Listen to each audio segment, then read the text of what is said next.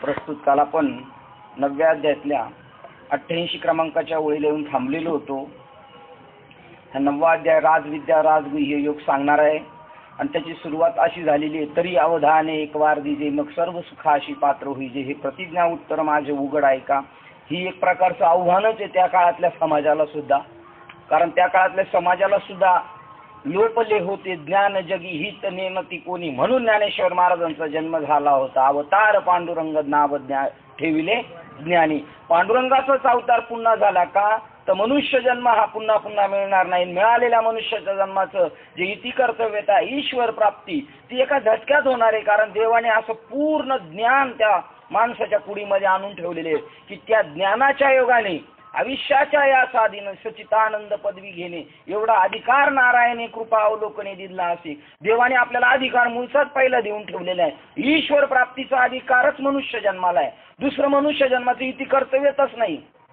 आलिया मनुष्य देहासी मुक्तीचा दारवंटा मुक्त त्यासी लव निमिष एकू दिवशी यावत जन्मेशी मोकळा. यावत जन्मेशी मोकळा म्हणजे 84 लक्ष युनितून एका झटक्यात मोकळा होऊ शकतो. आणि मनुष्य जन्म म्हणजे मुक्तीचा दरवाजा आहे, देश देवाचा दरवाजा आहे. तसा अशा प्रकारे असताना लोकांना ते हित कळत नव्हतं. म्हणून ज्ञानेश्वर महाराजांचा जन्म झाला. आणि राजविद्या राजगुह्य योग जो आहे त्याला म्हणतात ये मराठीचे नगरी ब्रह्मविद्येचा सुकाळ करणार आहे. घेणाराला देणाराला या जगामध्ये सुखच सुख होणार आहे. आणि सुख या शब्दाचा अर्थ नेहमी ध्यानात ठेवायचा.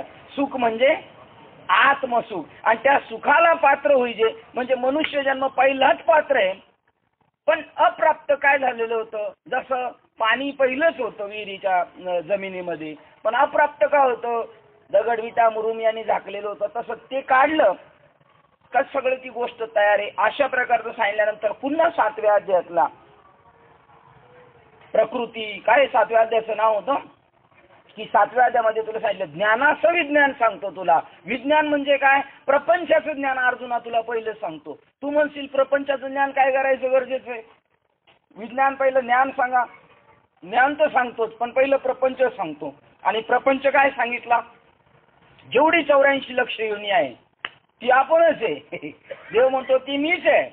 त्याच्यामध्ये तू खंतच घेऊ नको. महत्त्वाधिक माझ्यापासून निर्माण झाले, त्याच्यामध्ये अमुक अमुक गोष्ट निर्माण झाली आणि ते स्वतःला जीव विसरले. वास्तविक ते मूळचेच परमात्मा स्वरूप आहे ते विसरले आणि जीव दशेवर आले आणि त्यामुळं त्यांना माया नदी तारायला अवघड आहे. पण ज्यांना त्यांच्या मूळ स्वरूपाचं ज्ञान होईल, एथ एकच लीला तरले जे सर्व भावे मज बदले त्या आईलीच थडी. जर स्वतःच स्वरूपाचं ज्ञान झालं का ती गोष्ट सरेल. असं सांगितलेल्या पुन्हा दुरुक्ती झाली 9व्या अध्यायामध्ये. पुन्हा प्रपंच ज्ञान सांगायला सुरुवात केली. त्यांनी सांगितलं जेवढे म्हणून आकार आहेत तेवढे सगळं महिमीच झालेले. माझे निविस्तारलेपणाचे नावे हे जगत नोहे आगवे जैसे दूध मुराले स्वभावे तरी तेच दही. काय वाक्य आहे, दुधातूनच दही निर्माण झालं आणि दह्यातूनच तूप झालेले. म्हणजे दही जरी दिसत असलं तर दह्याचं मूळ स्वरूप आहे अधिष्ठान दूधच आहे. दुसरं विषय सांगितला माझे निविस्तारलेपणाचे नावे हे जगची नव्हे आघवे. हे जग नाहीच आहे. जग नाही मग काय सांगा बरं, जग नाही मग काय सांगायला पाहिजे आता आपण. हे जग नाही मग काय, परब्रह्मच आहे. जन नो हे हा अवघा जनार्दन. मग दुसरं दृष्टांत दिला का, बीजशी झाले तरू बीजातूनच झाड निर्माण झालेले. अथवा भांगाराचे अलंकारू म्हणजे सोनच अलंकार रूपाने आलेले. तैसा मज एकाचा विस्तारू ते हे जग हे अव्यक्तपणे झिजले तेच मग विश्वाकार उठजले. तैसे अमृत मूर्ती मिया विस्तारले. मी मृत आणि अमृत अव्यक्त आणि व्यक्त स्थितीमध्ये त्रैलोक्य जाण हे सगळं मी व्यापलेलं आहे. आणि मग त्याच्यातून सांगितलं पण तुला जर मला पाहायचं असेल तर आमचा प्रकृती पलीकडील भाव जरी कल्पनेने लागसी पाहो तरी मज माझी भूते हे वाहो जे मी सर्व म्हणून. मग आता सांगितलं त्या भूतांमध्ये मी आहे. एका ठिकाणी सांगितलं देवाने मी त्यांच्यात आहे पण ते माझ्यात नाही. मग आता काय असं खिचडी काला केला म्हणजे विकारलेल्या जगतामध्ये मी नाही. हे याच्यातलं फक्त वाक्य तेवढंच आहे का विकारलेल्या जगतामध्ये मी नाही. आणि सीता मातेचं आपण मागच्या वेळेला उदाहरण पाहिलं होतं.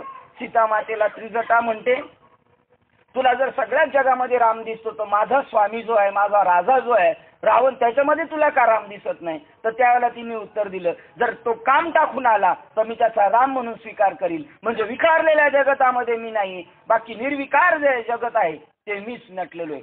याच्यानंतर सांगितलं जर तू प्रकृती टाकून पाशील तर मज माझी भूते व्हावं हे विसरला, कारण मीच ते आहे म्हणून, सर्व मीच म्हणून एरवी संकल्पाची सांज वेळे नावे कती मिरजती बुद्धीचे डोळे, म्हणून अखंडित परी झाकळे भूत भिन्न देखे, कल्पनेरूपी संध्याकाळ जेव्हा तुझ्या निर्माण होते आणि त्यावेळेला तुझी तिमिर म्हणजे अज्ञान रूपी बुद्धिरूपी डोळे झाकले जातात आणि अज्ञानामध्ये तुला असं वाटतं काही काय आहेत, प्राणी मात्र वेगळे वेगळे आहेत, ही माणसं अशी आहेत, ती तशी आहेत, अशा प्रकारे वाटतं. पण हे कशामुळे होतं?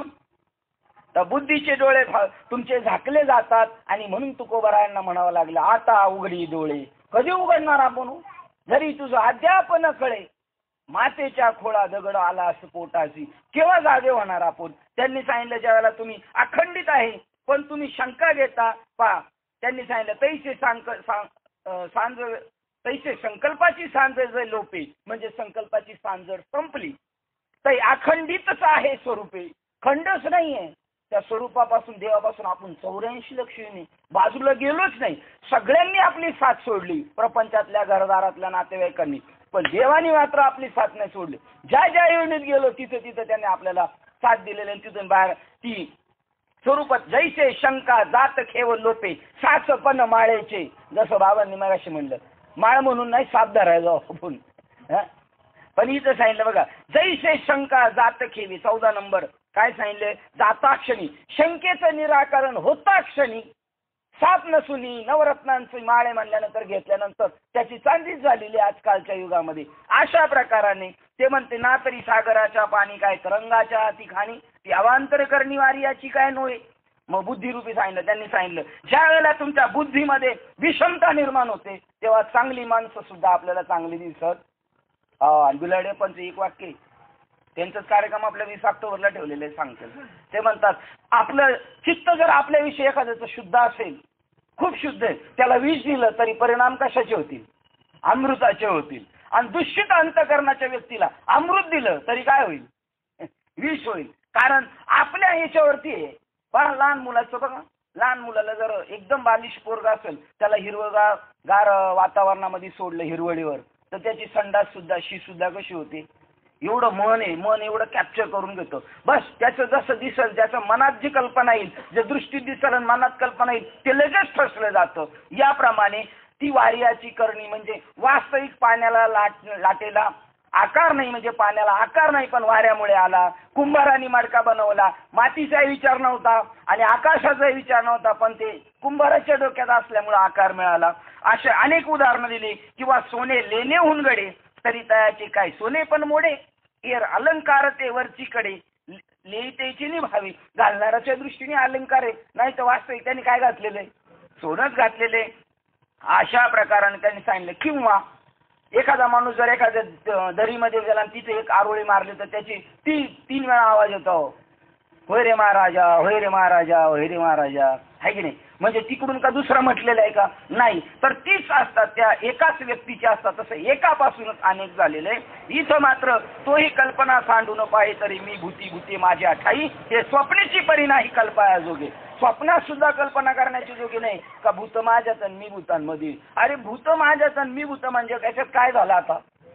दोन नाहीच नाही या जगामध्ये. हा आपल्या संप्रदायाचा सिद्धांत आहे. अद्वैतच आहे. अद्वैत म्हणजे आत्मा, द्वैत म्हणजे माया. माया आणि ब्रह्म असं स्वीकारलं तेव्हा 2, आणि माया स्वीकारलीच नाही तर एक आहे. माया स्वीकारली म्हणून सन्निपात ज्याला झालेला आहे, ज्याला कसला रोग झालेला आहे, त्यांनी सांगितलं बा 88 क्रमांकाच्या ओळीच्या अगोदर सांगितलं पहा.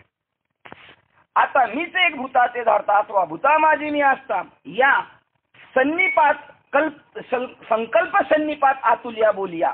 काय झालं? संकल्प म्हणजे संकल्परूप सन्निपाताच्या वायू लहरी येत्या. अशा लहरी येतात, जसे साप चावल्या लहरी येतात तसे या लहरी यायला लागल्या. संकल्परूपी सन्निपात झाला, त्याला संकल्परूपी रोग झाला, तापरूपी, आणि त्याच्यामुळे त्याला अनेक पण दिसायला लागलं. पण काय सांगू तुला अर्जुना, या लागी मज पासून भूते आणि नव्हती हे निरुते आणि भूता वेगळा माते काहीच न मानी हो. जाता जाता शेवटी 88 नंबरची ओळ सांगितली पहा. त्याच्यासाठी दृष्टांत दिला. जैसी प्रभा आणि भानू एकच येते, सूर्य आणि सूर्याचा प्रकाश एकच आहे. हा आमचा ऐश्वर्य योग तुला देखील की सांगू, आता सांगेल काही येथ लागू, भूतभेदाचा असे. आता तुला चांगला बोध कळालेला आहे, तुला अनुग्रह झालेला आहे, अवस्था झालेली आहे, प्रबोध झालेले आहे, कीर्तन भजन प्रवचन करतो. सांग बरं, आता प्रश्न आहे तुला, आता सांग काय येत लागू, भूतभेदाचा असे. आता इथं तुला भेद दिसतो का? अरुण बाबाच एकटे म्हणतात नाही म्हणून, बाकी सगळे स्थिर आहेत. भूतभेदाचा भासू असे आणि भूतभेदाचा काय असे का नसेच. या लागी मज पासून भूते, परत ध्यानात ठेव, या लागी मज पासून भूते, आने नव्हती निरुते. आन म्हणजे वेगळी, नव्हती, निरुते 12-13 नंबर बघा. 12 नंबर काय? वेगळी खरी नव्हती, माझ्यापासून वेगळी नव्हती. आने म्हणजे आणि निरुती म्हणजे खरीच ते माझ्यापासून वेगळी नव्हतीच, एकच आहे. आणि भूता वेगळा माते, काहीच न मानी हो. काय वाक्य बघा, हो बर का, मानू नको बर का. इथं 88 क्रमांकाच्या वेळेला येऊन थांबलो होतो. आता त्याचाच विस्तार पुढे बघतो कसं सांगतात. हे म्हणतात काहीच नाही म्हणलो म्हणजे आम्ही ओके, ते नाही म्हणले म्हणजे त्यांच्याकडे कल्पना होती, आता 2 होते, पण आता म्हणले नाही. आणि हे काहीच नाही बोलले म्हणजे यांच्यापेक्षा पुढच्या वर्गात येते. हे बरं आहे बरं का, हे एकदम बरं आहे. मग बाबा म्हणले ना, मार्केटमध्ये जातो ना, तो काहीतरी खरेदी करताना चुकतो, मार्केटमध्ये जातो तो, आणि मग घरचे म्हणतात काय खरेदी करायची का, तुम्हाला समजतं का? पण जो कधीच मार्केटमध्ये जात नाही तो कधी चुकतच नाही. का चुकत नाही? तर तो काय आणायला जात नाही, काय बोलत नाही, काय नाही. म्हणलो सगळी उत्तर त्यांच्याच पदरात पडलेली आहे खरोखर, म्हणजे आहे की नाही. बरोबर आहे. ही सूक्ष्म बुद्धी झालीच पाहिजे, आपली प्रत्येकाची बुद्धी सूक्ष्म झाली पाहिजे. पहा आता याप्रमाणे सांगतात, कसा माझा एकाचा विस्तार आहे, मी एकच अनेक रूपाने का दिसतो, पण वास्तविक अनेक रूपाने असलं तरी मी एकच आहे. सांगतात आकाश पै गगन जेवढे जैसे, पवनही गगनी तेवढाच असे, सहज हलविला वेगळा दिसे, एरवी गगन तोची तो. आकाश आणि वारा एकच आहे, दोन्ही मिळून आकाश आणि वारा एकच आहे. इथं आता वारा बी आहे ना आकाश, पण इथं पंखानं लावल्यामुळे आपण म्हणतो, आणि पंखा लावल्यावर हवा आली, आली का होतीच पहिली. बरं आकाश आणि हवा वेगळी नाही. त्याप्रमाणे दृष्टांत दिला, पै गगन जेवढे जैसे, जेवढं आकाश आहे तेवढं त्याच्यामध्ये वायू आहे. त्याप्रमाणे तैसे भूत जात माझ्या ठाई, त्याप्रमाणे आकाश आणि हवा एकत्र आहे, तसं मी आणि भूत एकच आहे. कल्पिले तरी आभास आहे काही, पंखा लावल्या म्हणतो आहे बरं का, हवा आहे बरं का. त्याप्रमाणे जर तू मनात कल्पना केली, आलेली बरीच माणसं चांगली चांगली वेगवेगळी दिसतात, ही तू काय केली कल्पना, कल्पिले तरी आभास आहे काही, वास्तव नाही. कल्पना केलं तर काय होईल, आभास होईल, वास्तव नाही, पण काय होईल, भास होईल तुला. आणि निर्विकल्प तरी नाही तेथ मीच मी आघवे, आणि जर तू निर्विकल्प झाला तर सगळं मीच आहे. मग आपल्याला काय व्हायचंय, निर्विकल्प व्हायचं. आपल्याकडे संकल्प बी नको आणि विकल्प बी नको, या दोन्ही स्थिती गेले का जीव काय होणार आहे, निर्विकल्प. आणि समाधी अवस्था ह्याच्यासाठी, चिंतन याच्यासाठी निर्विकल्प झाला पाहिजे. निर्विकल्प झालं का आपलं चित्र स्पष्ट, आपल्या आरसा जसा स्वच्छ होईल, पाणी जसं चकाचक स्वच्छ होऊन जाणार, तसं त्यातलं आतलं सगळं बिंब स्वरूप प्रतिबिंब व्यवस्थित दिसेल. त्याप्रमाणे म्हणून नाही आणि असे ही कल्पनेची सौरसे, जे कल्पना लोपे भ्रंशे आणि कल्पने सवे होय.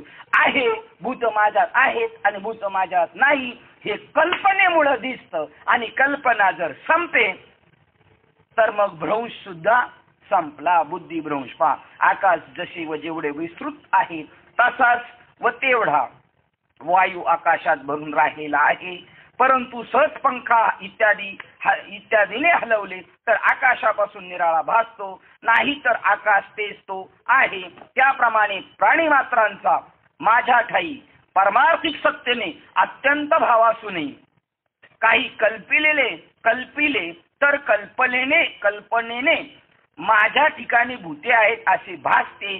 तेच कल्पनेचे अभावी निर्विकल्प स्वरूपाच्या ठिकाणी पाहू गेले असता भूतांचा अत्यंत भाव असून सर्वत्र मी एकच आहे. भाव आणि अभाव, भाव असला का असं दिसणार आणि अभाव झाला का असं दिसणार. आणि म्हणून तुकाराम म्हणाले, काय म्हणाले, गेले भावा भाव झाला स्वयंमेव पांडुरंग. भाव बी गेला आणि अभाव बी गेला आणि मी मात्र स्वयं काय झालो, स्वरूपाकार झालो. म्हणून भूताचे आभासिक नसणे आणि असणे हे कल्पनेच्या नसण्यावर आणि असण्यावर अवलंबून आहे. ही भूत वेगळी आहेत का भूत एक आहेत हे तुमच्या आपल्या डोक्यावर अवलंबून आहे. आपल्या कल्पना जर आपण केली तर आपल्याला तसं दिसत. आपली कल्पना संपली. मग अशी दोन व्यक्ती अशा असतात. तो म्हणतो तो माणूस लय तसा आहे आणि एक म्हणतो तसा नाही. आता तो तसा आहे हे याच्या कल्पनेत आहे आणि तो तसा नाही हे त्याच्या कल्पनेत आहे. आणि ही जी कल्पना टाकून पाहिली तर जे आहे ते तुम्हाला आपल्याला दिसू शकतो. म्हणून आपल्याला गुणातीत व्हायचंय. गुणातीत झाल्यानंतर जग आपल्याला गुणातीत दिसेल. गुणामुळे तो असा आहे आणि तसा आहे. हे कशामुळे दिसतो? गुणामुळं. आणि गुण मात्र आत्म्याच्या ठिकाणी जरा बी स्पर्श करू शकत नाही, कारण आत्म्यापासून गुण फार लांगाच्या अंतरावर आहे. मग आपण त्याच्या स्वरूपाचं वर्णन करतो का त्याच्यावर आलेल्या आवरणाचं वर्णन करतो? आवरणाचं वर्णन करतो. आवरण नाशिवंत आहे आणि स्वरूप शाश्वत आहे. मग आपण शाश्वताचं वर्णन करावं का नाशिवंताचं वर्णन करावं? बघा, म्हणून कल्पना नाहीशी झाल्यावर भासत नाही, कारण भूतांच्या असणे कल्पनेच्या नसण्यावर आणि असण्यावर अवलंबून आहे. कारण कल्पना नाहीशी झाल्यावर भासत नाही व कल्पनेबरोबर भासते. आता तीच कल्पना उत्पन्न करणारे अज्ञान समूळ नाहीसे होते, तेव्हा भूताचे असणे आणि भूताचे नसणे हा व्यवहार कुठून शोधणार, भासणार? आता ही पोरांचं लक्ष नाही म्हणून ठीक आहे, नाही तर भूतांचे असणे नसणे मानल्यावर हे घाबरते, आहे का नाही? भूत म्हणजे काय? सर्व प्राणी मात्र. ही प्राणी मात्र आहेत किंवा नाहीत हे कल्पनेमुळे दिसतं. वास्तविक भूत मात्र म्हणजे आपण वेगवेगळे आहोत का हो? मडका, आता बघा हे सगळं लोखंड आहे, मंडपाला सगळं लोखंड आहे. मग ते आडवे खांबे आहेत, उभे आहेत, हे गोल आहेत, चौकोन आहेत, तरी हे सगळे मिळून काय एक. पण आपण काय म्हणणार, गोल मस्त दिसतो, ते चौकोनी बरोबर नाही, हे काय असं आडवं तिडवं दिसतंय, पण हे सगळं काय? पण हे आडवं तिडवं असलं तरच मंडप होणार. तशी ही सगळी आडवी तिडवी माणसं जर असली प्रकृतीची गुणाची तरच या जगाची राहती चालणार आहे का? त्यामुळे तुम्ही आपण काय पाहिजे? आता तो बांबू वाकडा झालाय, इकडून एक वाकडा झाला आणि एक सरळ झालाय. आपण म्हणलो हा वाकडाच का झाला? आता त्याला सपोर्ट देण्यासाठी झालाय, पण दोन्ही जो वाकडा आणि सरळ मिळून दोन्ही काय? लोखंड आहे. मग सगळं वाकडा आणि सरळ म्हणून सगळं लोखंड आहे. आणि हा सिद्धांत चोखोबांनी सांगितला. ऊस वाकडा तिकडा हे चोखोबानी नाही सांगितलं. हा पा नदी डोंगी परी जल नो हे डोंगे. नदी वाकडी तिकडी पण जल नो हे डोंगे काय भुलला असी. आता हे वरच्या रंगाला बोलली म्हणून हा सांगतो तसा वरच्या रंगाला बोलले, अंतरंगाला बोलले का? चोखा डोंगा परी धावने हे डोंगा काय भुलला असी वरलिया रंगा. कमान डोंगी परी तीर ने हे डोंगा. ऊस डोंगा परी रसनो हे डोंगा काय भुलला सिवरिल्या रंगा. ऊस वाकडा तिकडा आत साखरेचा खडा. मग वाकडा तिकडा असला तरी आतलं मूळ स्वरूप आहे त्याच्यात पाहायचं, बरोबर आहे? कारण हा पाईप वाकडा तिकडा होता ना, म्हणून तुम्ही प्रमाण दिलेले परफेक्ट प्रमाण आहे तुमचं. हा बरं. जगताची विषमता कशाला दिसते आपल्याला? समतेतून विषमता कशी काय प्रगट झाली? जर सगळे देव परमात्मा स्वरूपाचीच व्यक्तिमत्व आहे तर प्रत्येकाचे स्वभाव भिन्न का? एकाच विहिरीचं पाणी, पण ऊसाला गेलं गोड झालं, मिरचीला गेलं तिखट झालं, चिंचेला गेलं आंबट झालं, कारल्याला गेलं कडू झालं, पण हे पाणी मात्र एकाच ऊसाचं होतं. बरं, मग ते जर वेगवेगळं गेलं तर वाईट झालं का? बरं झालं ना, ज्याची गरज आहे त्या वेळेला ते घेऊन आपल्याला करायचंय. आणि कारल्यातलं पाणी कडू का झालं? कारण कारल्याचा बीज भाव तसा होता. तसा प्रत्येकाचा ज्याचा जसा बीज भाव असेल तसा स्वभाव गुण बाहेर प्रगट होत राहणार आहे.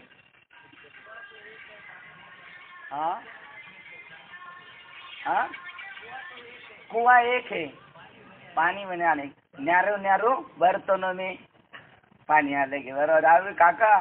आज हे दोघं काका आहे म्हणलं, कोणतं काय कोण सांगता येत नाही, है की नाही? कल्पने बरोबर असते. कल्पना उत्पन्न करणारे ते कुठून व्यवहार राहणार? म्हणून हा ऐश्वर्य योगाविषयी पुन्हा विचार करून पहा. कोणता योग सांगितला? ऐश्वर्य योग. एवढा मोठा ऐश्वर्याला आपण प्राप्त झालो. योग म्हणजे काय? जोडणे. कोणत्या स्वरूपाला जोडलं? ऐश्वर्य. काय यांचं ऐश्वर्य म्हणजे गाड्या बंगल्या हे सगळं नाशवंत ऐश्वर्य. आणि हे ऐश्वर्य केवढं आहे? हा ऐश्वर्य योग अर्जुना तुला सांगितला. याच्याविषयी पुन्हा विचार करून पहा. अशा या अनुभवरूपी समुद्रात तू एक स्वतःला लाट होऊन राहा. आता हा ऐश्वर्य योग तुला सांगितला, सगळीकडे पाणी आहे समुद्रात, आणि त्या समुद्रातली तू एक आकाराला आलेला आहेस म्हणून एक लाट होऊन राहा, आणि त्या लाटेने सगळीकडं समुद्रावर पळता पळता इकडे इकडे इकडे इकडे पाहिलं तर त्याला काय दिसणार आहे? सगळं लाटेला पाणीच पाणी दिसल. तसा तू ब्रह्म हो आणि आकारात असून या चराचर जगताकडे पाहिलं तर तुला सगळं काय दिसेल? जगामध्ये ब्रह्म दिसे उघडी, एकच धागा नाना परी कपडे, चोळी आन लुगडी, जगामध्ये ब्रह्म दिसे उघडी. पण ही आपली भूमिका झाली पाहिजे बरं का, ही भूमिका झाली पाहिजे. ही वास्तव नुसतं गाणं बिलकुल नकोय. गाणं म्हणल्यानंतर डोकं उठते संताचं. अभंग म्हणले तरी काय म्हणले तुम्ही त्या वस्तूशी एकरूप पाहिजे, तर तुमच्या शब्दाला एवढं वजन येणार आहे ना. त्या वजनाला कोणी हे चॅलेंज करू शकत नाही. पण तुम्ही त्या शब्दापासून फरलांगाच्या अंतरावर आणि नुसतं जर शब्द म्हणत असाल तर मग ते शब्द कसे फलकट आहे. काय प्रमाण आहे? शब्द आहे फलकट आहेत. टरपलं तुम्ही वेचली आणि त्यातले शेंगदाणे मात्र दुसरेच खाऊन गेले, आणि यांनी ओझ शब्दाचे गौरव कामा नाही बा. म्हणून अर्जुना अशा अनुभवरूपी समुद्रात, अनुभव कसला? अहम ब्रह्मास्मी, तू स्वतः एक लाट होऊन राहा. मग तू या चराचराकडे पाहू लागलास म्हणजे सर्वत्र तूच भरला आहेस. कोण भरलेला आहे?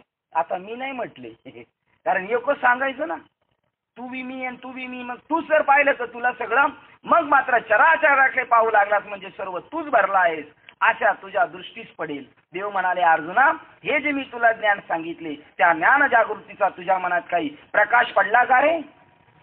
प्रत्येक धर्मग्रंथामध्ये, कोणताही पण धर्मग्रंथ घ्या तुम्ही वाचायला, गुरु शिष्याचा संवाद आहे आणि त्याच्यातून ग्रंथ निर्माण झालेले आहे. चैतन्य विजय, राघव चैतन्य, केशव चैतन्य दोघांचा संवाद आहे, त्याच्यातून ग्रंथ निर्माण झाला. गीता याच्यातून आपला बोधसागर नारायण महाराज जालवणकर आणि त्यांचा शिष्य त्याच्यातून तयार झालेले.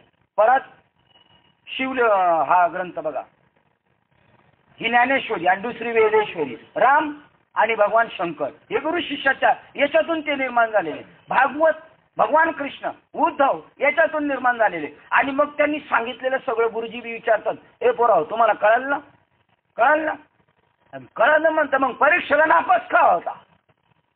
कळलं म्हणतं परीक्षेला नापास होता, काय खापर कळालं का? मग ज्ञान जागृतीचा तुझ्या मनात काही प्रकाश पडला का रे? आता तरी तुला जे मी आणि विश्व ही दोन आहेत असे स्वप्न पडले होते? स्वप्न पडले होते? वाचतात ज्ञानेश्वरी मूर्ख लोक. तुकाराम महाराजाला स्वप्नात अनुग्रह झाला. कोणत्या स्वप्नात झाला? तू आणि मी वेगळा आहे हे स्वप्न अजून तुला दिसतं? जागृत झालास तू? काकडा केलास तू? महिनाभर केला. मग आता जागा झालास का? सांग. आता तरी तुला जे मी आणि हे विश्व ही दोन आहेत असे स्वप्न पडले होते ते मिथ्या ठरले की नाही?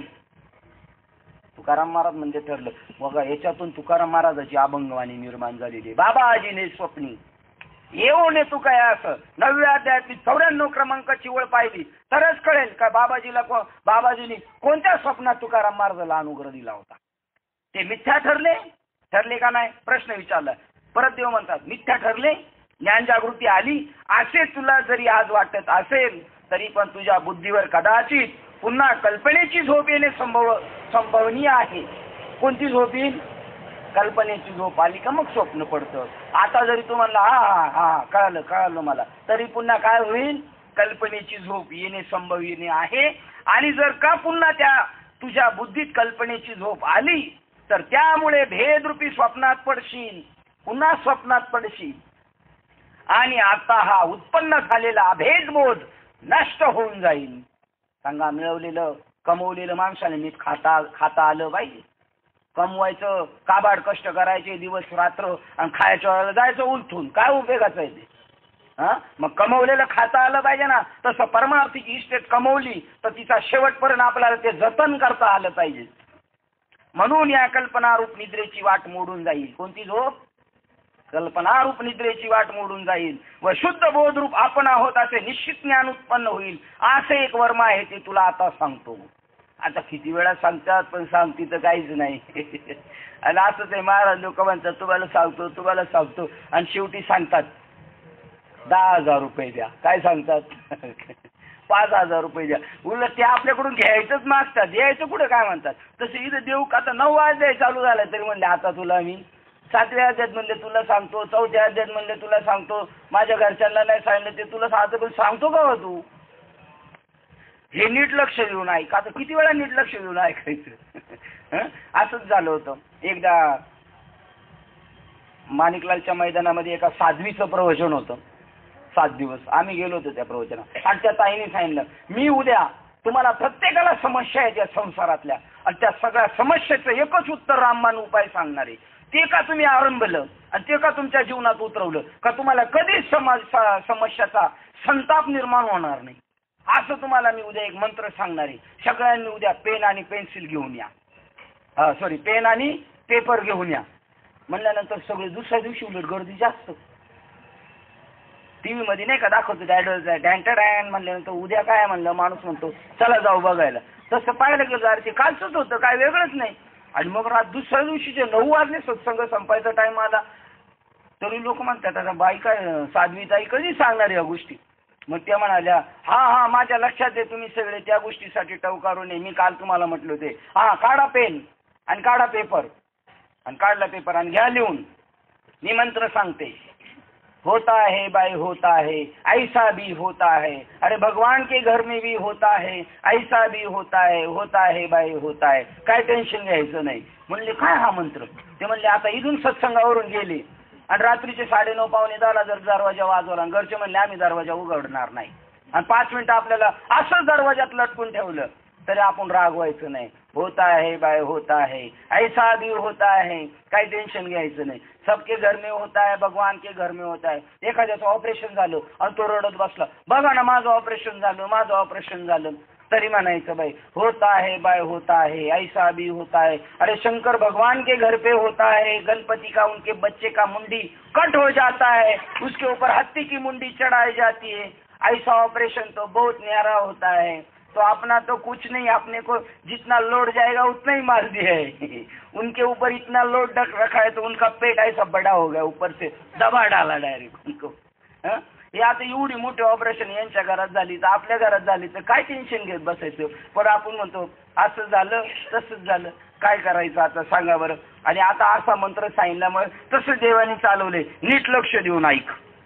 तर हे धैर्यवान धनुर्धरा बाबा तू नीट लक्ष दे. अरे सर्व प्राणी मात्राची एक मायाच उत्पत्ती स्थिती करते व तीच त्याचा नाश करते. कशामुळे निर्मिती होती.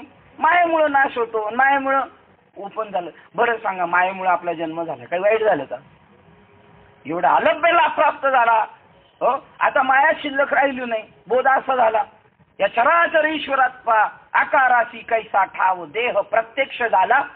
देव आता काय राहिलेले शिल्लक. या बोधावर गेलं काय येणे बोधे आम्ही सर्व काळ डुलत असो. ज्या मायेची प्रकृती असे नाव आहे व जी 2 प्रकारची आहे. मायेला काय नाव आहे दुसरं. आता हे 7व्या अध्यायात सांगितलं. म्हणून तुला पूर्वी सांगितलेलेच आहे त्यापैकी एक 8 प्रकारच्या रूपाने भिन्न आहे व दुसरी जीवरूप म्हणून सांगितले. हे अर्जुना हा प्रकृतीचा व सर्व विषय तू पूर्वी मागे अध्याय 7 श्लोक क्रमांक 4 व 5 ऐकलाच आहे. तो राहू दे. त्याचबद्दल पुन्हा कशाला सांगायलाच पाहिजे. तरी महाकल्पांताच्या शेवटी ही सर्व माझ्या प्रकृतीरूप अव्यक्त स्वरूपात लय पावतात. जेव्हा कल्पांत होतं तेव्हा ही सगळी कुठं माझ्यामध्ये अव्यक्त स्वरूपामध्ये लीन पावतात. ग्रीष्म ऋतूच्या शेवटी प्रखर उन्हाळ्यात ज्याप्रमाणे गवत बीजासह पुन्हा जमिनीत चांगलेच लीन होतात किंवा वर्षा ऋतूतील मेघाचे अवडंबर नाहीसे होते व जेव्हा शरद ऋतूचा गुप्तपणा नाहीसा होतो म्हणजे शरद ऋतूचा अंकुर फुटतो तेव्हा सर्व आकाशातील ढगाचे समूह आकाशातच लय पावतात. अथवा आकाशाच्या पोकळीत ज्याप्रमाणे वायू सहज नाहीसा होतो किंवा पाण्यात उत्पन्न झालेला लाटा पाण्यातच ज्याप्रमाणे नाहीशा होतात किंवा जागृती कालात मनातले स्वप्न मनातच मावळते त्याप्रमाणे महाकल्पांताच्या शेवटी प्रकृतीपासून उत्पन्न झालेली सर्व भूते प्रकृतीतच लय पावून मिळतात. मग सृष्टीच्या आरंभी पुन्हा तीच मीच निर्माण करतो अशी जी लोक व शास्त्रात वदंता आहे खरी. पण ती विषयाची खरी वस्तुस्थिती काय आहे ते सोपायुक्तिक तुला सांगतो ती ऐक. आकाशात पुकळणी निर्माण झाली ती आकाशातच लय पावली.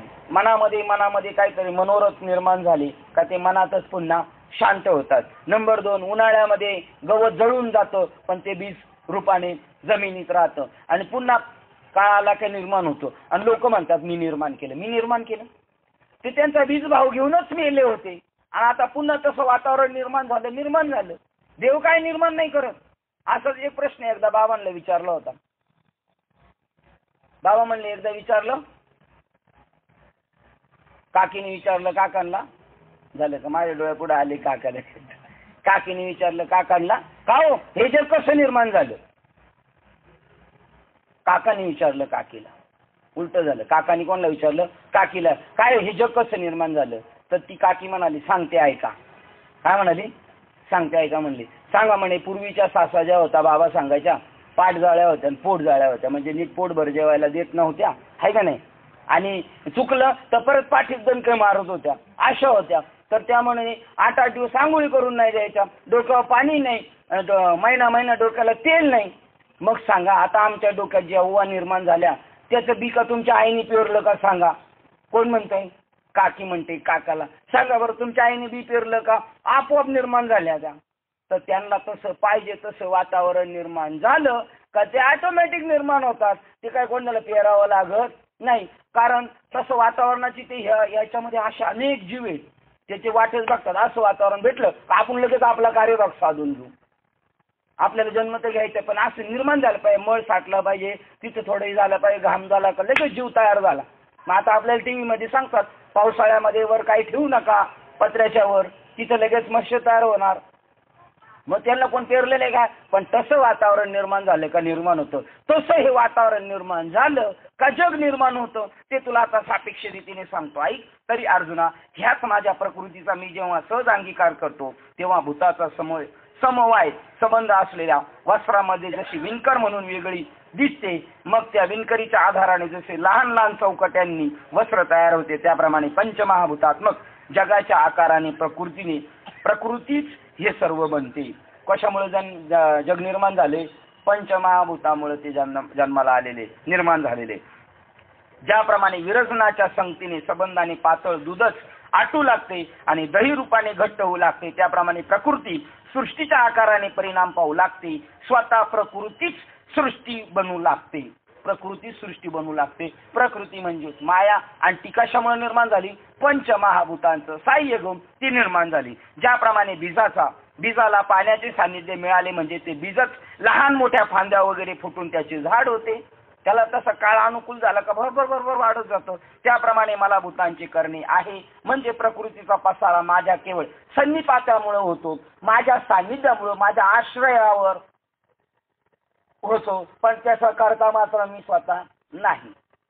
अरे एखादे उदाहरण किती मस्त देतात ज्ञानेश्वर महाराज. अरे एखादे शहर राजाने वसवले या म्हणण्यात जरी खरोखर खरेपणा आला आहे तरी पण वास्तविक दृष्ट्या पाहू गेले असता राजाच्या हाताला शहर रचण्यात काही शीन पडलेला असतो का?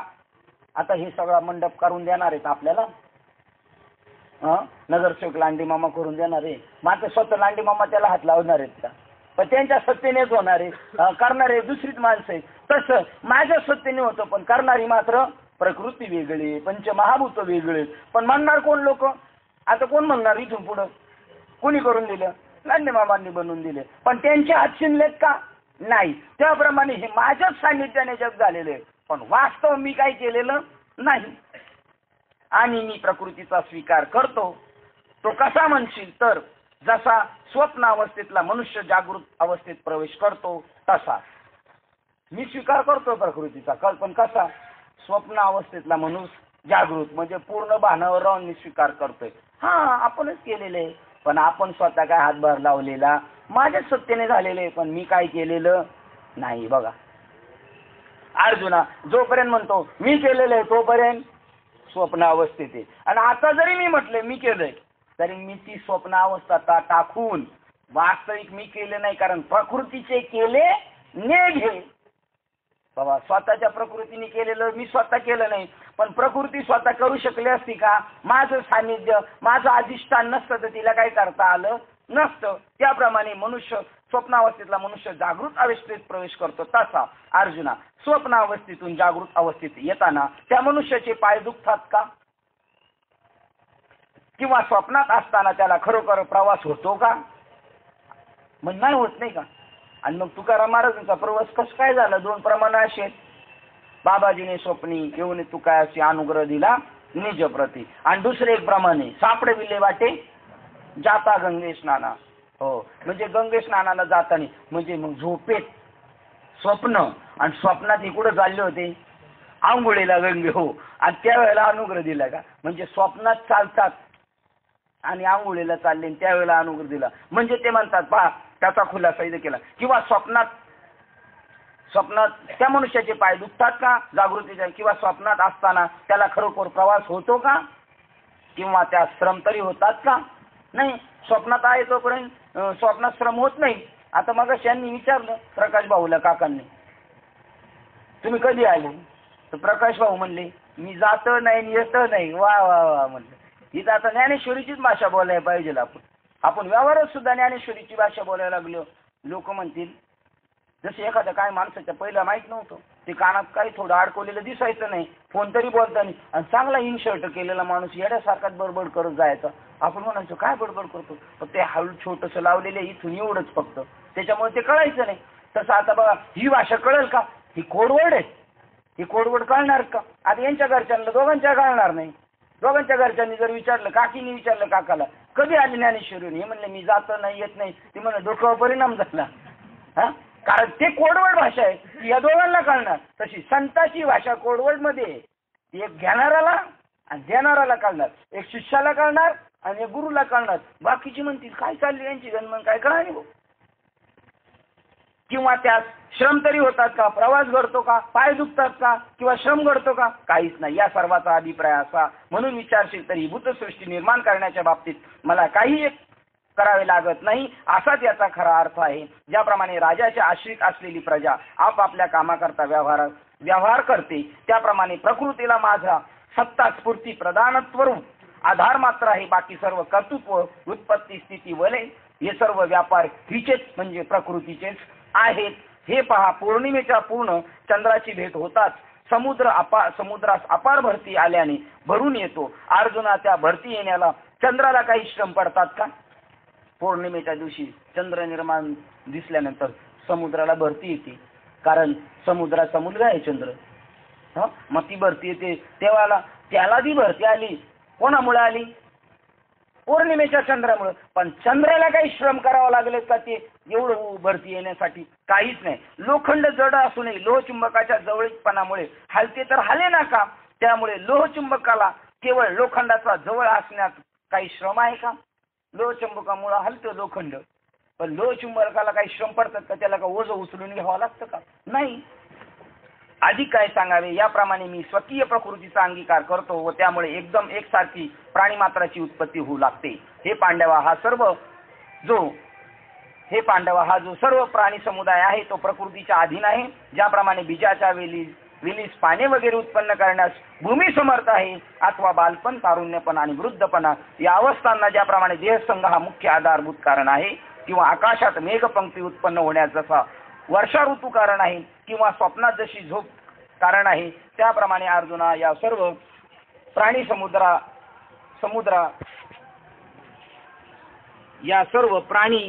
समुद्राला एक समुदायाला पाहिजे होतं, पण समुद्राला एक प्रकृतीच मालकीन म्हणजे मुख्य कारण होय. स्थावर जंगमाला स्थूल सूक्ष्माला हे असो, या सर्व भूत समुदायाला प्रकृतीच मूळ कारण आहे.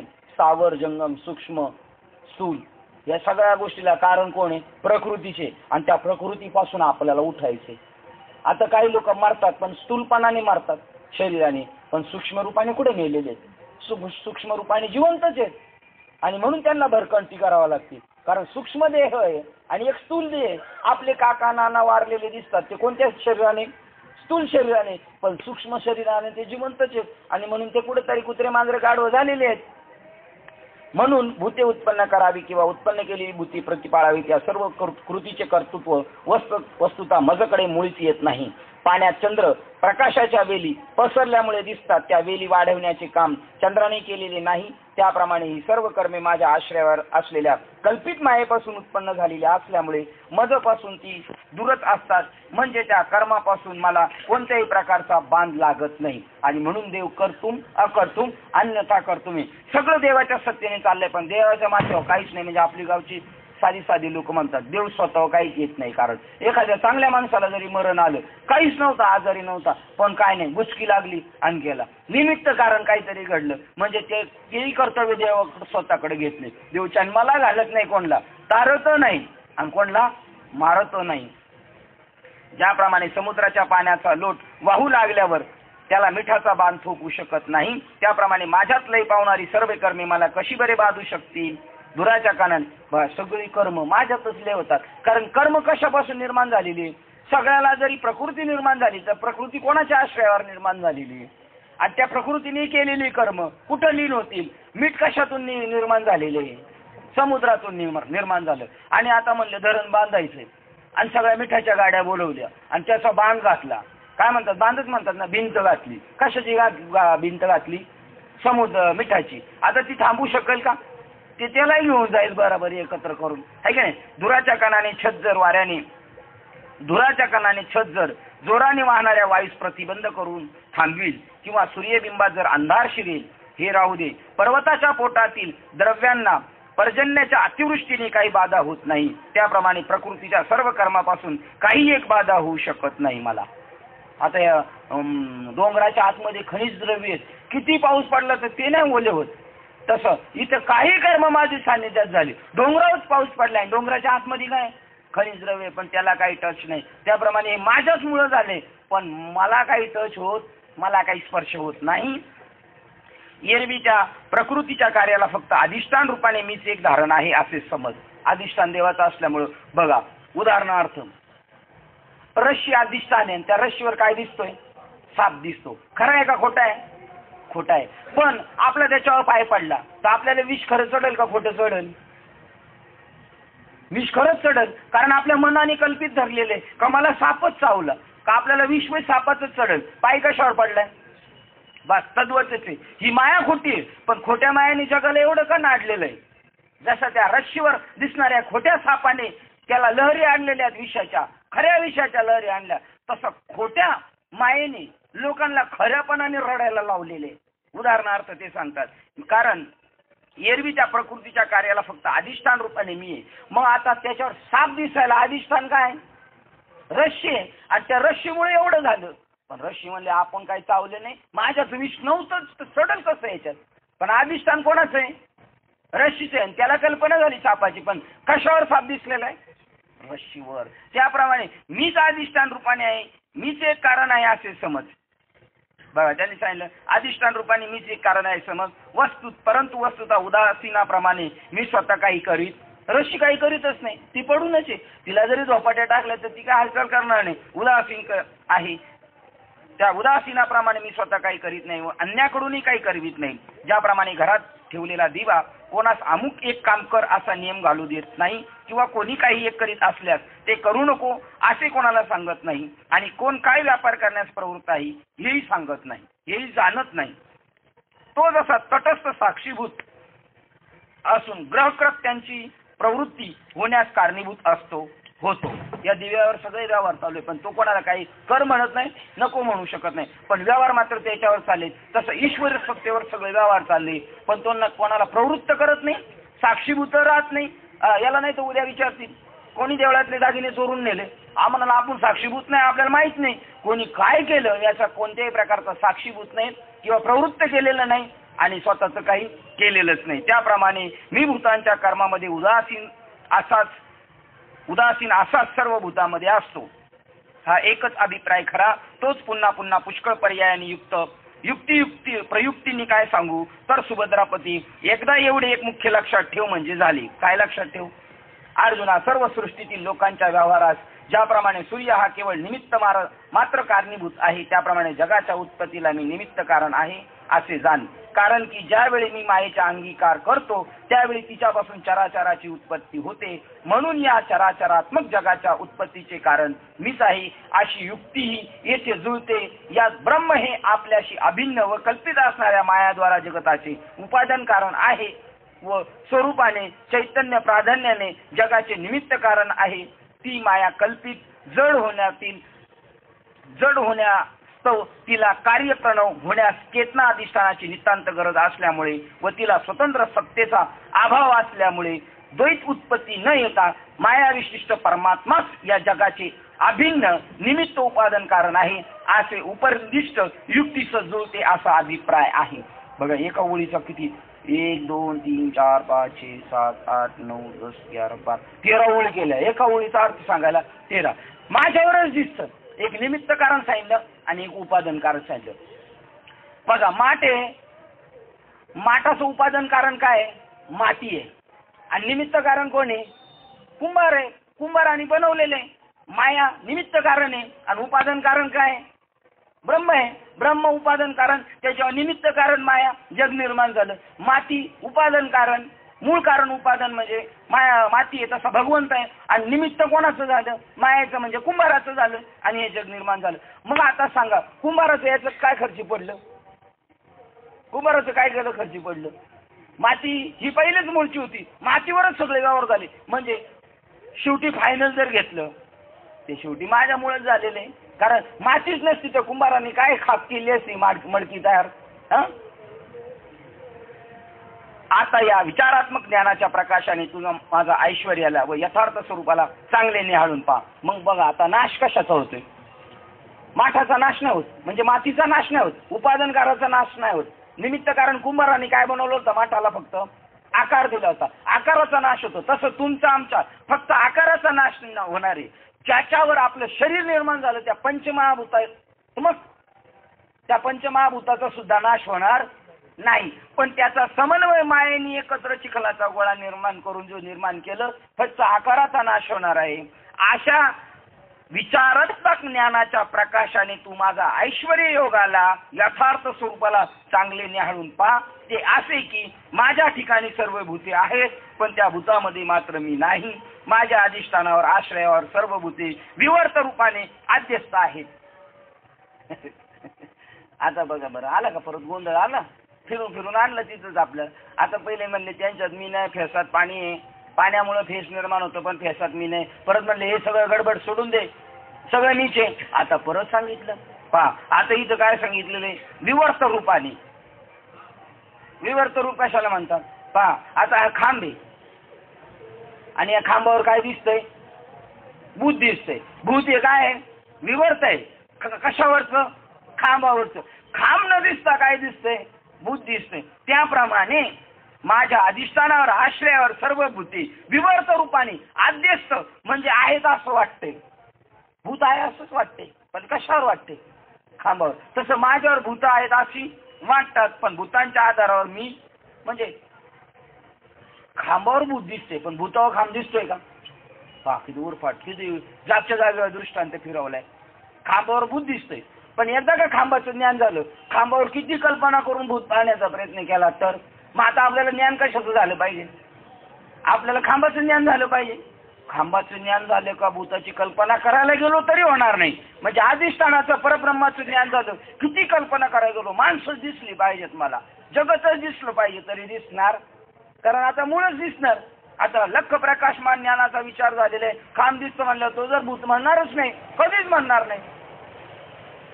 आणि जर खांबावर भूत म्हणत असेल तर खांब बघून पण म्हणजे अजून काही त्याला पूर्ण ज्ञान झालेलं नाही. अथवा वास्तविक पाहिले तर अजातवादाच्या दृष्टीने बघा, अजातवाद म्हणजे एकच ब्रह्मसत्ता आहे. हा आपल्या ज्ञानेश्वर महाराजांचा संप्रदाय. अजातवाद एकच आहे, दोन आहेच नाही. वास्तविक पाहिले तर अजातवादाच्या दृष्टीने प्राणी माझ्या ठिकाणी नाहीत व मी भूतांच्या ठिकाणी नाही हे मुख्य वर्म तू कधी विसरू नकोस. मी त्यांच्या ठिकाणी नाही, ते माझ्या ठिकाणी नाही. कारण अजातवाद एक सांगतो का दोन गोष्टी सांगतो? आणि इतर काही गोष्टी सांगितल्या ते माझ्यावर अवलंबून आणि मी त्यांच्यात नाही, आणि ते माझ्यावर आहेत आणि मी त्यांच्यात नाही. म्हणजे याच्यात काय सांगितले? दोन. म्हणून आजादवादाच्या दृष्टीने हे प्राणी माझ्यात नाही, मी माझ्यात नाही, म्हणजे हे दोन गोष्टी आहेच नाहीत, एकच सत्ता आहे. हे मुख्य वर्म सर्वस्व, हे तू वर्म कधी विसरू नकोस. हे लक्षात ठेव. हे सर्व प्राणी मात्र जे जे भेटे भूत ते ते मानीचे बघून. तर मला असं वाटतं म्हणणाऱ्यांनी सुद्धा अजून आयुष्यात कधी मानलेलंच नाही. त्यामुळे आपल्या ती कल्पना सुरू होत नाही. जे जे भेटे भूत ते ते मानीचे भगवंत. हाच भक्ती योग का गणगुळ्या उभवायच्या, पंढरपूर आळंदी काशी बनारस करत राहायचं आणि हाच माझा भक्तियोग निश्चित जाण ते दिलं सोडून आणि बाकीचे उद्योग आरंभिलेले. आणि हे वर्म तू कधी विसरू नको. हे माझे मुख्य वर्म सर्वस्व, हे माझे मुख्य वर्म सर्वस्व होय, परंतु तुला उघड करून दाखवले आहे. तर तू आता मात्र आपल्या इंद्रियांची द्वारे बंद करून म्हणजे विषयभोग व बहिर्मुख वृत्ती बंद करून साऱ्या इंद्रिया वृत्तींना अंतर्मुख करून या गुढ ज्ञानाचा त्यांना कळू न देता आपल्या अंतःकरणात आत्मतत्वाने अनुभव घे. चिंतन सांगितलं, चिंतनाची रीत. ध्यानाला कसं बसायचं, इंद्रिय बहिर्मुख आहेत त्यांना अंतर्मुख करायचं, विषयाकडे धावतात त्याच्यापासून त्यांची ताटातूट करायची आणि यांना आज शोधायला सांगायचं, आज बघ मग मात्र, आणि त्यांना कळून न देता ती गोष्ट प्राप्त करून घे. अरे पार्था, हे वेदांत सिद्धांताचे मुख्य वर्म जोपर्यंत तुझ्या हाती लागले नाही तोपर्यंत माझे खरे स्वरूप तुला कधी आत्मतत्वाने निसंदेह कळणार नाही. जरी वाचस्पती झाला, विद्यावाचस्पती झाला, बृहस्पती झाला, तरी सुद्धा जोपर्यंत तुला असं वेदांताचा सिद्धांत आहे एकोहम बहुशा, हा वेदांताचं काय अजून एक वाक्य, ब्रह्म सत्य जगत मिथ्या जीव ब्रह्म हो ना पराह. जीव आणि ब्रह्म वेगळाच नाही, ब्रह्म सत्य आहे, जगत जे दिसतंय ते मिथ्या आहे आणि जीव आणि ब्रह्म कधीच वेगळं झालेलं नाही. हा वेदांताचा सिद्धांताचे मुख्य वर्म जोपर्यंत तुझ्या हाती लागणार नाही तोपर्यंत माझे खरे स्वरूप तुला कधीही आत्मतत्वाने निसंदेह कळणार नाही.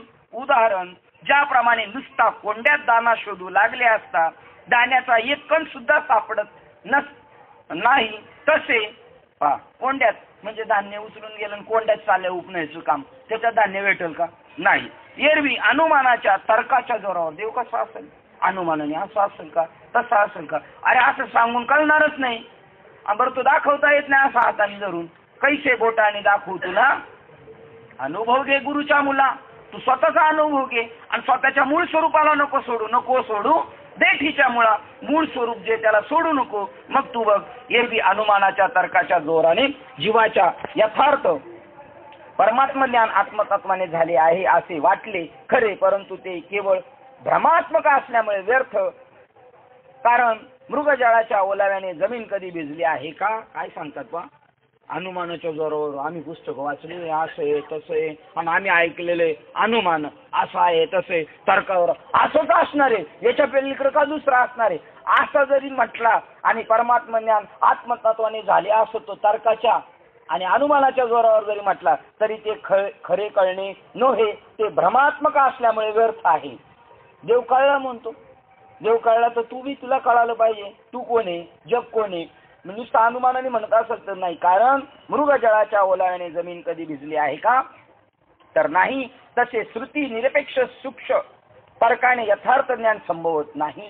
नुसतं वाचन करून ऐकून ती गोष्ट नाही तर ती अनुभवानेच कळते. माशाला धरण्याकरता जे जाळे पाण्यात पसरतात त्यात चंद्राचे बिंब सापडल्यासारखे दिसते. कोणाला? मासे पकडायला गेले आणि त्यांना मासे भेटायच्या अगोदर त्यांना काय दिसलं सगळं जाळ्यामध्ये, माशामध्ये त्यांना असं वाटलं सगळं जाळ्यामध्ये काय आले, चंद्रबिंब आले आणि त्यांनी जे उचललं जाळं आणि नदीच्या किनाऱ्यावरून आपटलं तर काय पडलं, काहीच नाही, ते सापडलंच नव्हतं. याला काय नुसतं झाला होता भास. तसा मला ब्रह्म कळलं असं जर म्हणत असेल तर काय झाला, तो भास झालेला आहे. माशाच्या धरण्याकरता जे जाळे पाण्यात पसरतात त्यात चंद्राचे बिंब सापडल्यासारखे दिसते, परंतु ते जाळे नदीच्या काठावर पाण्यातून काढून झाडल्यावर चंद्रबिंबी कोठे असते सांग बरं?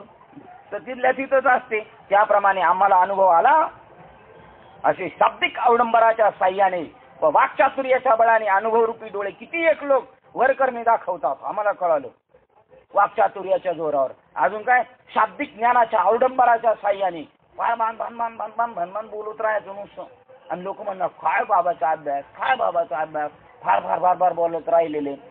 पण याचा काय उपयोग आहे? ते म्हणतात आम्हाला अनुभव आला हे शाब्दिक अवडंबराच्या साह्याने आणि वाक्चातुर्याच्या बळाने अनुभवरूपी डोळे किती एक लोक वरकारणी दाखवतात, लोकाला दाखवायला लागतात. बाबा हो बाबाला कळाले, एवढं बोलतो म्हणजे बाबाला असलच. बाबाला कसं काय असतं, बाबाने ऐकलेलं असतं. नेहमी बाबा तर दुसऱ्याचं ऐकूनच सांगतात. माझं बी अनुभव सांगतो. मी बी थोडा मोठ्याच्या पायाजवळ बसलो ना ऐकलो, पण मी असल्याचं ऐकलं. ज्यांना खरोखर ज्या झाडाला फळं आली त्या फळांचं मी ऐकलेलं, नुसत्या कोरड्या झाडांचं नाही ऐकलं. वाक्चातुर्याच्या बळाने अनुभवरूपी डोळे किती एक लोक वरकरणी दाखवतात, पण मग खऱ्या यथार्थ बोधाच्या परीक्षेची वेळ आली म्हणजे तसा यथार्थ बोध असतही नाही आणि त्याला असलेले वाचाळ ज्ञान निरूपिका असल्यामुळे यथार्थ बोध होतही नाही.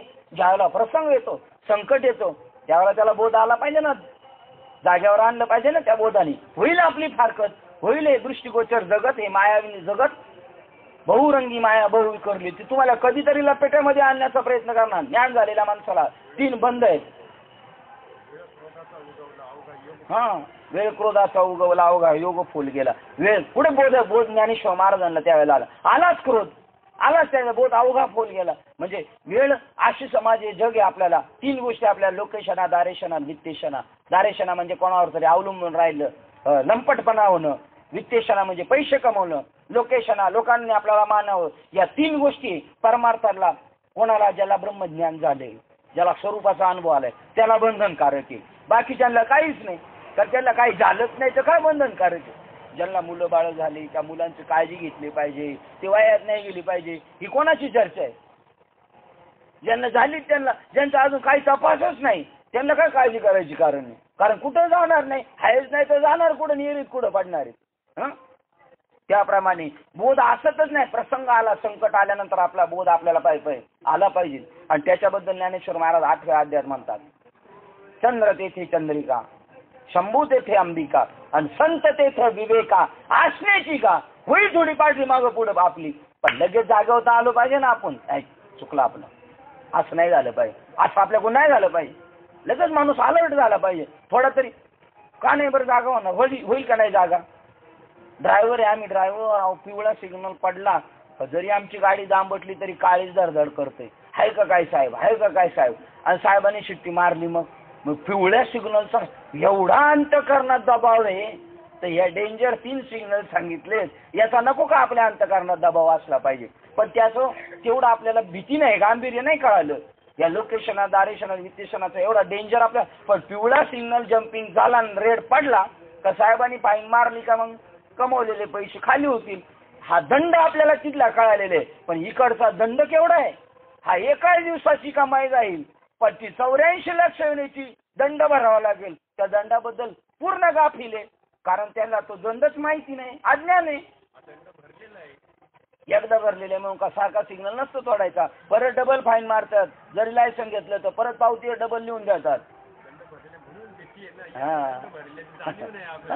सांगा बरं, मग आता तो दंड भरला तर त्याची तेवढी भीती, या दंडाची आपल्याला जाणीवच नाही ना. आपल्याला त्याच्या आपल्याला तेवढी अक्कलच आली नाही. बरं बघा ना, एखाद्याला पकडलं, एखाद्याने सिग्नल तोडला तर तो साहेबाला जाऊन म्हणतो मग काय झालं. मग साहेब म्हणतो हे येडपटची, ज्याचं सिग्नल तुटला, ज्याला ज्ञान आलेलं आपली चुकली, तो साहेब पुढे काहीच बोलत नाही. हा म्हणतो मग झालं तर काय झालं, पुढं गाड्या होत्या आणि मी काय एवढे अर्जंट थांबायचं का बरं, यांना लय अर्जंट जायचं होतं, आणि त्याला अर्जंट विर्जंट हे सगळं हे महत्वाचं आहे. पण याला ज्ञानच नाही, तो साहेबाशी उजत घालत बसतोय.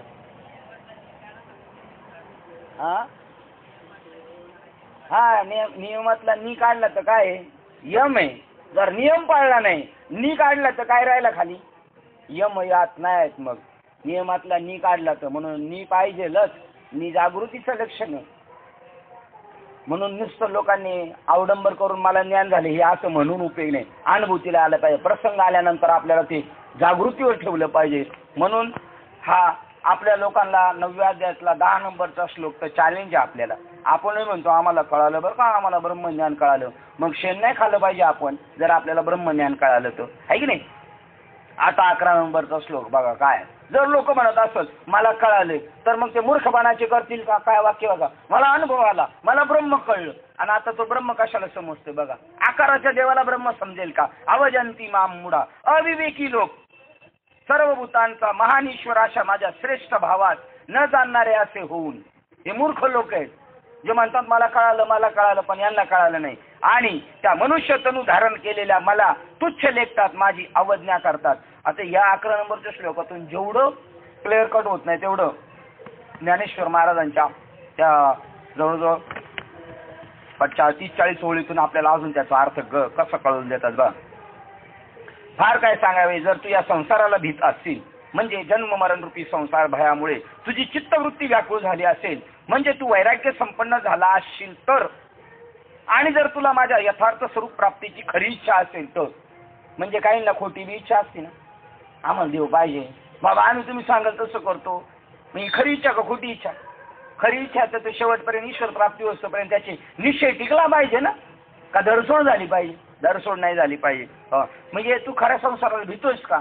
अजून भीत नाही याचा अर्थ. भीत असेल, वैराग्य संपन्न झालायस का?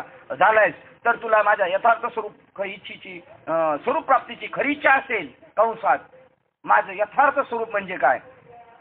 ब्रह्म ऐक्य ज्ञान प्रतीतीची तीव्रतम इच्छारूप मुमुक्षता असेल, अर्थात तू साधन चतुष्ट संपत्ती संपन्न मुमुक्ष असशील तर, चारही गोष्टीत आपण संपन्न असलं पाहिजे. खरोखर आपल्याला या संसाराचा वीट आला पाहिजे. ज्यावेळेला वीट येतो ना, त्यावेळेला तो पांडुरंग परमात्मा त्या विटेवर येऊन उभा राहतो. चौ या देहाची करून या वीट उभा असे नीट विटेवरी. अजून त्या प्रल्हाद शिंदेचं एक गाणं आहे बघा, त्याच्यामध्ये विटेचं उदाहरण आहे. गोरडे बाबा आठवतो परत मी पुढे चालतो. प्रल्हाद शिंदे. तर मात्र मी हे वर सांगितलेले मुख्य गुढ युक्त ज्ञान तू आपल्या लक्षात पूर्णतया जतन करून ठेव. या सगळ्या गोष्टी तू जतन करून ठेव, नाहीतर कावेळीच्या योगाने दृष्टी दूषित झाल्यावर तो मनुष्य चांदण्यांना देखील पिवळे मानतो. त्याप्रमाणे माझ्या निर्दोष असे जे माझे अविद्याधिक मनरहित शुद्ध स्वरूप, त्या स्वरूपाच्या ठिकाणी त्याला जगत उत्पत्त्याधिक दोष दिसतात.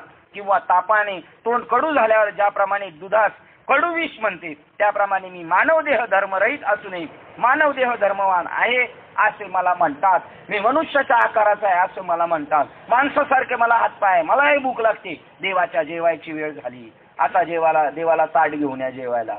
आता देवाच्या झोपेची वेळ झाली, आता देवाला झोपवा, आणि मग लगेच पडदा ओढून घ्यायचा. बघा आता हे शहाणपणाचे लक्षण आहे का मूर्खपणाचे लक्षण आहे? लोक देवाच्या पाया पडायला आले तर लोक म्हणतात देवाचं दर्शनाची झोपायची वेळ झाली, आता झाकून ठेवा देवाला. आणि आपल्या बाबांची बघा झोपायची वेळ झाली होती आणि ते अनुग्रह घ्यायला आले, बाकीचे म्हणतात बाकीचे ब्राह्मण ही मधले देवाच्या आणि भक्ताच्या मध्ये जे असतात मध्यस्थी, ते म्हणतात देव झोपले तर देवच उठले. म्हणले मी आता जागा आहे, कोण आले बोलवा त्यांना, करून टाकतो त्यांचं काम. हे देव उठतच नाही, देव आहेच नाही तर उठतील कसे ते? हे झोपले म्हणल्यावर ते पहिल्यापासूनच झोपेले. किंवा तापाने धर्मरहित मानव देह धर्मवान आहे असे मला म्हणतात, माणसासारखे हातपाय असे म्हणतात. म्हणून हे धनंजय तुला वारंवार बजावून सांगतो की यावरील आजादवादाच्या मुख्य अभिप्रायाला कदाचित विसरशील. आजादवाद काय? मी हात नाही, पाय नाही, मी सगळं एक आहे आणि सगळं विश्वात व्याप्त आहे. माझ्यावरच हे सगळं दृष्टिगोचर जगत दिसतं. मी तसा आहे, मी असा नाही, असा आजादवाद माझ्या लक्षात ठेवतो. म्हणून हे धनंजय तुला वारंवार बजावून सांगतो की यावरील आजादवादाच्या मुख्य अभिप्रायाला कदाचित विसरशील, पण विसरू नकोस हो. कारण जर नुसत्या स्थूल दृष्टीने यथार्थ स्वरूप पाहू म्हटले तर तुझे पाहणे व्यर्थ होईल. या स्थूल दृष्टीने पाहू शकत नाही. शिट्टी मारते का बोलताना? मी उपाधी सगुण आहे तसा तत्वता निर्गुणही आहे. मी कसा उपाधी सगुण जरी आहे तरी कसा आहे? निर्गुण आहे. म्हणजे प्रकृती जरी सगुण म्हणजे गुणाचं आहे तरी पण मी खरोखर गुणाचं नाही, मी निर्गुणही आहे. त्यामुळे मी केवळ सगुणच आहे असा स्थूल दृष्टीचा निश्चय वाया जातो. ज्ञानदेव म्हणे सगुण हे. आता इथे सगुण ज्ञान सांगितलं, गुरु परंपरेबद्दल सगुण सांगितलं, आणि दुसऱ्या अभंगात सांगितलं ज्ञानदेव म्हणे निवृत्ती. सगुणवी आहे निर्गुणवी आमचे गुरु महाराज. त्यामुळे मी केवळ सगुणच आहे असा स्थूल दृष्टीचा निश्चय वाया जातो. ज्याप्रमाणे स्वप्नातील अमृताने कोणी अमर होत नाही, त्याप्रमाणे जे मला स्थूल दृष्टीने म्हणजे आकाराच्या दृष्टीने पाहतात ते खरोखर मला न पाहणे आहे. अशी समज. मला आकाराचं समजतात. कोण समजत होतं? नामदेव महाराज आकाराचे समजत होते. म्हणून कच्चं मडकं ठरवलं आणि म्हणले चला बाजूला. अजून एक महाराज समजत होता, कबीर बाबा. एकदा गेले कोणाकडं? दादू महाराजाकडे गेले आणि दादू महाराजाच्या झोपडीत म्हणले देव त्यांच्याशी येतो बोलतो. आणि मग दादू महाराजाला आवाज दिला, ए दादू क्या कर रहा है, बाहर आ जा, मैं कबीर आया हूँ. दादू म्हणतो रुक, मैं भगवान के पाव दबा रहा हूँ. ते म्हणले शिवी देऊनच म्हणले कबीर बाबा. म्हणले दादू भरवे, अरे भगवान को ना हाथ है ना पाव है, तू क्या दबा रहा है, बाहर आ जा पहिला तू. देवाला का हात पाय का? देव का आकार असं का आपल्यासारखा? पण आपल्या डोक्यात तेच बसलेले. आणि ही बनवा बनवी अशी ही. आता ती दादूची बनवा बनवी यांच्या लक्षात आली कबीर बाबाच्या. आता आपण आपल्या कबीर बाबाच्या लक्षात आली तरी आपले कबीर बाबा होते चाल देवले चालले तर चालू दे, आपल्याला काही घेणं देणं नाही, हे की नाही. त्याप्रमाणे तुला ज्याप्रमाणे स्वप्नातील अमृताने कोणी अमर होत नाही. स्वप्नात अमृत पेल्यावर कोण? तसं स्थूल दृष्टीने देवाला ओळखलो. मी कृष्णाला पाहिलो, मी पांडुरंगाचं जाऊन पंढरपूरला दर्शन घेऊन आलो, काशीला जाऊन विश्वेश्वराचं दर्शन घेऊन आलो. काशी विश्वेश्वर तेवढेच, पांडुरंग परमात्मा का तेवढेच आहेत? ते व्याप्त आहे. त्या व्याप्त स्वरूपाचं जर ज्ञान नाही झालं तर नामदेव महाराजांना कच्चं मडकं ठरवलं तर आपल्या बाबाचं कुठे घेऊन बसायचं? आणि ज्यावेळेला नामदेव महाराजांना खरी जाग आली आणि त्याच्या अगोदर म्हणायचे देव, पण त्यांचा अभंग आहे पहा गाथ्यामध्ये जाऊन. पाषाण देवाची करती जे भक्ती आणि म्हणविती तेने भक्त, परंतु ते नर जाणावे पामर, तयाचे ना ऐकावे बोल कानी. दगडाच्या देवाची स्तुती करतात आणि तो पावतो बरं का. पाषाणाचा देव बोलेची ना कधी, हरी भव व्यथा केवी घडी. भव व्यथा, व्यथा म्हणजे काय? जन्म मरणाची व्यथा कधी घडी. पाषाणाचा देव बोलेची ना कधी, हरी भव व्यथा कधी. पाषाण देवाची करती जे भक्ती आणि सर्वस्व म्हणती तेने भक्त, परंतु ते नार जाणावे पामर, तयाचे ना ऐकावे बोल कानी. पाषाण देव बोलतो कधी? काय कधीच बोलत नाही, तो गप्प आहे. आणि नामदेव महाराजांना खरा बोध झाला. बारशीचे गावी उपदेश झाला, देवाविन नाही ओस स्थळ तो देव नामया हृदयी दाविला. कुठं देव पाहिला आणि आपण कुठं जातो पाहायला? तो देव नामया हृदयी दाविला. देवाविन जेवढी एवढी रिकामी जागा नाही, तोच देव नामयाच्या हृदयी दाविला. खेचराने केला उपकार हा. ही गोष्ट आपल्या जीवनात घडली पाहिजे. आणि जर आपण नुसतं आकाराचे देव बघून आलो, झालं दर्शन, लय समाधान वाटलं, कशाला आम्हाला नाटक करून सांगतो समाधान वाटलं? येताना हाल झाले जे सांगतो ते तर विसरलाच म्हणतो. गाडीत लय गर्दी होती, लय आदळआपट झाली, ह्या वेळेला जाम पाऊस होता पंढरपूर मध्ये, लय हाल झाले.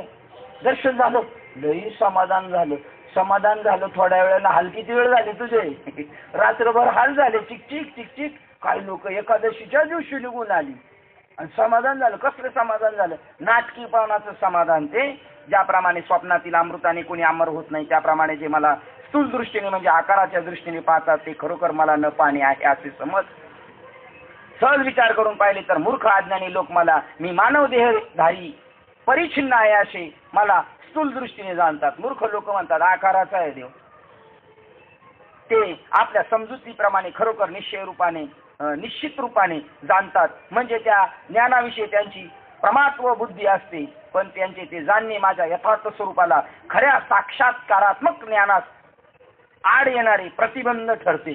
आम्हाला जाणलं, आम्ही कळलं म्हणजे खरं ज्ञान जाणायला उलट त्यांनी ते जेवढे उद्योग केले ते काय झाले? प्रतिबंध ठरले, आड आले. आता ते म्हणतात आम्हाला काय करायची गरज नाही, आम्ही सगळं केलं तेच खरं करायला काय आता आले? प्रतिबंध आला. त्याच्यामुळे तो आता ऐकण्याच्या मनस्थितीत पहा ना, लय वर्षानुवर्ष करणारे बुवा लवकर ऐकती नाही. नशीब त्या नामदेव महाराजांनी ऐकलं, त्यामुळे आपल्या डोक्यात जरा थोडा प्रकाश पडला, नाही तर आपण ऐकलं नसतं. एक नामदेव महाराजांनी ऐकलं, बाबा म्हणले फार त्यांचे मोठे उपकार आहेत, त्यांनी समजून तरी घेतलं. एक चांगदेव महाराजांनी ऐकलं, बाकीचे ऐकत नाही. चांगदेव महाराज सहज म्हणले असते काय मला गरज आहे ज्ञानेश्वर महाराज जाऊन अनुग्रह घ्यायची, मी मरत नाही, बाकीच्यांना मरू देत नाही. पंढरपूरच्या मंदिराचं जीर्णोद्धार चांगदेवाच्या इस्टेटीतून झालेलं पैशातून. चांगदेव महाराज मरत नव्हते, दुसऱ्याला मरून देत नव्हते. आता आपण महिन्याला सरासरी किती कमवू चंदू बाबा? 500 रुपयांनी धरले तर 15,000. आणि समजा आपला एखादा गेला तर घरच्यांना माहिती आहे चांगदेव महाराज बसलेले भांडारे डोंगराव, का घरची नेऊन तिथं टाकायचे. का तो उठून आला तर तो म्हणायचा आता जरी डोबळे नाना 15,000 कमवले, पण कोणाच्यामुळं? चांगदेव बाबामुळं. तर अर्धा पगार चांगदेव बाबाला आणि अर्धा आपल्याला. आणि परत दुसरी गोष्ट अर्धा पगार देऊन परत गॅरंटी, परत मेलो का परत उठवणार, परत मेलो का परत उठवणार. असली प्रॉपर्टी जमा झाली. त्या प्रॉपर्टीतून हे पंढरपूरच्या मंदिराचा जीर्णोद्धार झालेला आहे. हो, ते म्हणले आता धर्माचा पैसा कुठं लावायचा, धर्माच्याच कार्याला होऊन लागायचा. आणि त्यांनी ती गोष्ट स्वीकारली. वास्तविक जे सूनदृष्टीने पाहतात ते मला न जाणलं, आणि उलट त्यांनी जे काय थोडाफार अभ्यास केलेला आहे परमार्थ वृत्तीचा, जो एखाद्या कोणत्या सत्संगाला जातोय ना पहिला, तो साधूच्या जरी तडा करण्यात आला तर तो म्हणतो नाही नाही बाबा आम्ही बी जातो ना सत्संगाला, आमचे बी गुरु आहेत ना. तो म्हणतो गुरु ही फॅशन झाली. तो म्हणतो तुम्ही केलेत, आम्ही बी केले. आणि त्याने जे जे केलेत ना पहिले उद्योग देवप्राप्तीसाठी, ते त्याला काय झालेले आहेत आता खऱ्या ज्ञानाच्या आड आलेले आहेत, साक्षात्काराच्या ज्ञानाच्या. ते प्रतिबंध करतात. ते म्हणतात काय गरज आहे आम्हाला. नामदेव महाराज म्हणले मला कच्चं मडकं ठरवणारी ही सनकांडी मुक्ता 14 वर्षाची पोरगी, हिला काय अक्कल आहे, ही मला म्हणती तुला कळत नाही. देवाकडे गेले भांडायला, पण देव त्यांच्याशी बोलला. हो, देव म्हणला ती म्हणती तेच खरंय, येडवणी करू नको, जा त्यांच्याकडे तू. आता यांना काय यांच्याशी देव बोला एवढी निष्काम भक्तीच नाही यांची. त्यांनी खऱ्या अर्थाने देवाला तसं पाहिलंच नाही. साक्षात्कार ज्ञानास आड येणारे प्रतिबिंब ठरतात. ज्याप्रमाणे नक्षत्राचे प्रतिबिंब पाण्यात पाहून ते रत्न मोतीच आहे असे समजून ते प्राप्त करून घेण्याकरता हंस पक्षी आकाशात उडी टाकून प्राणास मुक्तो. नदीमध्ये चालण्याचं टपूर चालणं पडले आणि त्याला काय वाटलं मोती, त्याने उडी मारली आणि मरून गेलं. तसं हे ईश्वर प्राप्तीचं नाटक करून खोट्या परमार्थाला खरा परमार्थ समजून हे उडी मारली वरून त्या हंसाने. चांगलं होतं, गुण चांगला होता, हंस चांगला आहे, पण खोट्याच परमार्थात उडी मारली मरून गेलं. हा दृष्टांत म्हणजे त्या हंसाबद्दल सांगितले का. काही एवढे सगळे जाणारे काशी पंढरपूर आळंदी ह्या हंसाबद्दल जे बोललेले, त्या हंसाबद्दल काय बोलायचं कारण आहे. गंगा आहे असे समजून मृगजळावर जर कोणी गेला मग एवढी एडपट असतील का हो या जगात, असतील एवढी एडपट. मला असं आपल्याला आता ऐकताना असं वाटलं एवढं कोणी येडं असेल का. पहा, गंगा आहे असे समजून मृगजळावर कोणी गेला तर त्याला त्या ठिकाणी काय फळ प्राप्त होईल सांग बरे.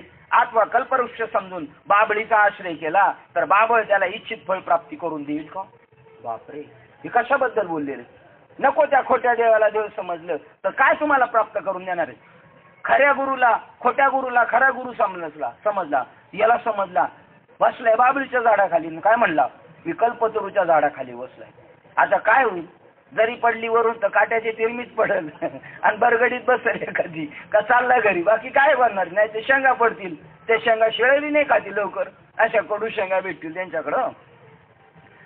एवढं मूर्ख असतील का. मृगजळाच्या पाठीमागं नाहायला गेले गंगा समजून असतील का मूर्ख. आहेत.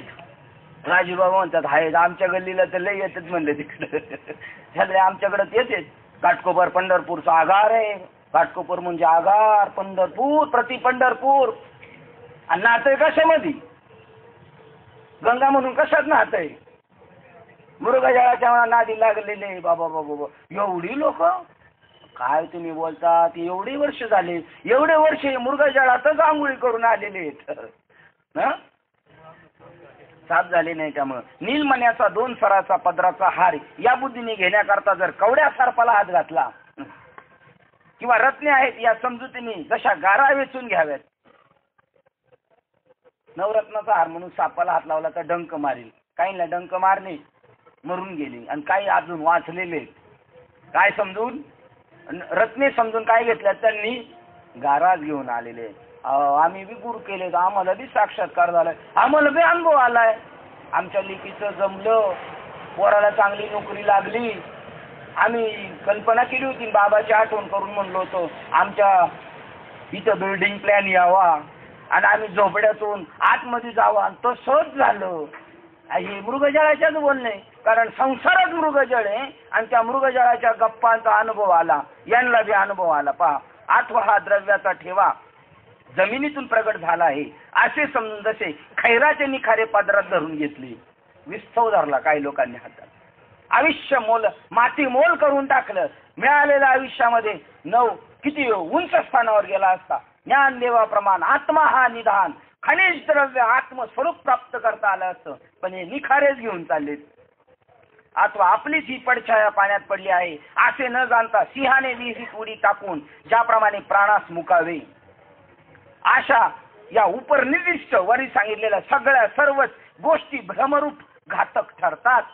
त्याप्रमाणे प्रपंचात मी साकार दिसतो तसा देहधारी परिच्छिन्न आहे अशी कृतनिश्चयात्मक बुडी देऊन जे वागतात, देव आकाराचा आहे असं कृतनिश्चयाची देऊन उडी वागतात, देव असंच आहे. त्यांचं काय होतं, त्यांनी चंद्राच्या ऐवजी त्याचे पाण्यात पडलेले प्रतिबिंब धरण्याकरता प्रयत्न करण्याप्रमाणे ते फसतात. खरा चंद्र, खरा देव प्राप्त करण्याच्या ऐवजी खोटा देव प्राप्तीच्या पाठीमागे लागले आणि म्हणून तुकोबरायाला म्हणावं लागलं, तुका म्हणे कैसी आंधळी ही जन प्रति पंढरपूर घाटकोपर, तुका म्हणे कैसी आंधळे हे जन गेले विसरून खऱ्या देवा. खऱ्या देवाला विसरले म्हणजे खोटा देव निश्चित आहे. म्हणती देव मोठे मोठे पूजितात दगड गोटे, भजन चालले उफराते खरे की खोटे देव जाणे. त्याप्रमाणे परमात्मा केवळ देहधारी परिच्छिन्न आहे. शरीरा एवढाच देव आहे, परिच्छिन्न आहे, व्यापक आहे असं नाही. असा जो त्याचा कृत्यनिश्चय तत्वज्ञानाच्या दृष्टीने एक भ्रमच ठरतो. म्हणून आपला मनुष्य जर गेला नसला एखाद्या वाक्याचं कीर्तन ऐकायला आणि तो आकाराच्या देवाबद्दल बोलायला लागला तर तत्वज्ञानी माणूस गालातल्या गालात हसतो. काय म्हणावं या बाबाला, आळंदी पंढरपूर घालवलं, स्वतःचा वेळ बरबाद करतो. पण हिशे 500 जमा केले, हिशे 500 आले, यांचं बरबाद झाला वेळ. कारण काय सांगितलं, खैराची लाकडं आपलं कशाची सांगितलं त्यांनी, खैराचे निखारे घेतले. काय समजून, अनमोल रत्न समजून काय घेतले, खैराचे निखारे घेतले. लोकांचा वेळ वाया गेला बाबा. आणि यामुळे साधूला चीड येते. साधू शिव्या मी देतो काय व्हायला, काय बावलट आहे म्हणजे काय चाललंय भक्तीच्या नाटकं बंद करा. खरा जर साधू गेला नाही एखाद्या ठिकाणावरून कीर्तन चालू असताना जर खरा साधू तिथून गेला तर तो सगळ्यांना शिव्या देईल जर खोटा असेल तर. म्हणजे नाटकं बंद करा बावलट हो. लोक म्हणतील या साधूवर डोक्यावर परिणाम झाला, हे बाकीचे सगळे घोषित करतील याच्यावर परिणाम झाला. तो उलट खरंच सांगायला आला पण लोक त्याला काय ठरवतील, हा म्हणतील येडा झालेला आहे. त्याप्रमाणे परमात्मा केवळ देहधारी परिच्छिन्न आहे असा जो त्यांचा कृतनिश्चय तत्वज्ञानाच्या दृष्टीने एक भ्रमच ठरतो. म्हणून तो वाया जातो. जसा कोणी एखाद्याने भाताची पेज पिऊन मग त्यापासून अमृतापासून होणाऱ्या सुखात्मक परिणामाचा लाभ पाहू लागला तर ते व्यर्थ आहे, तसा त्यांचा निश्चय व्यर्थ आहे.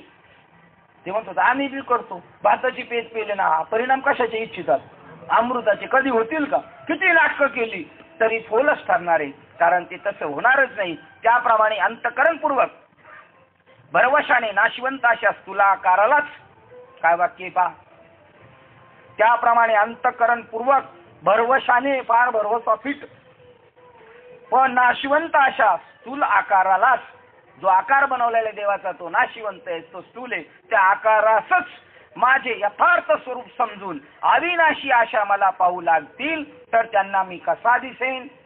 नाशकाला पाहून शाश्वत भेटेल का, भाताची पेज घेऊन अमृताचे परिणाम दिसतील का.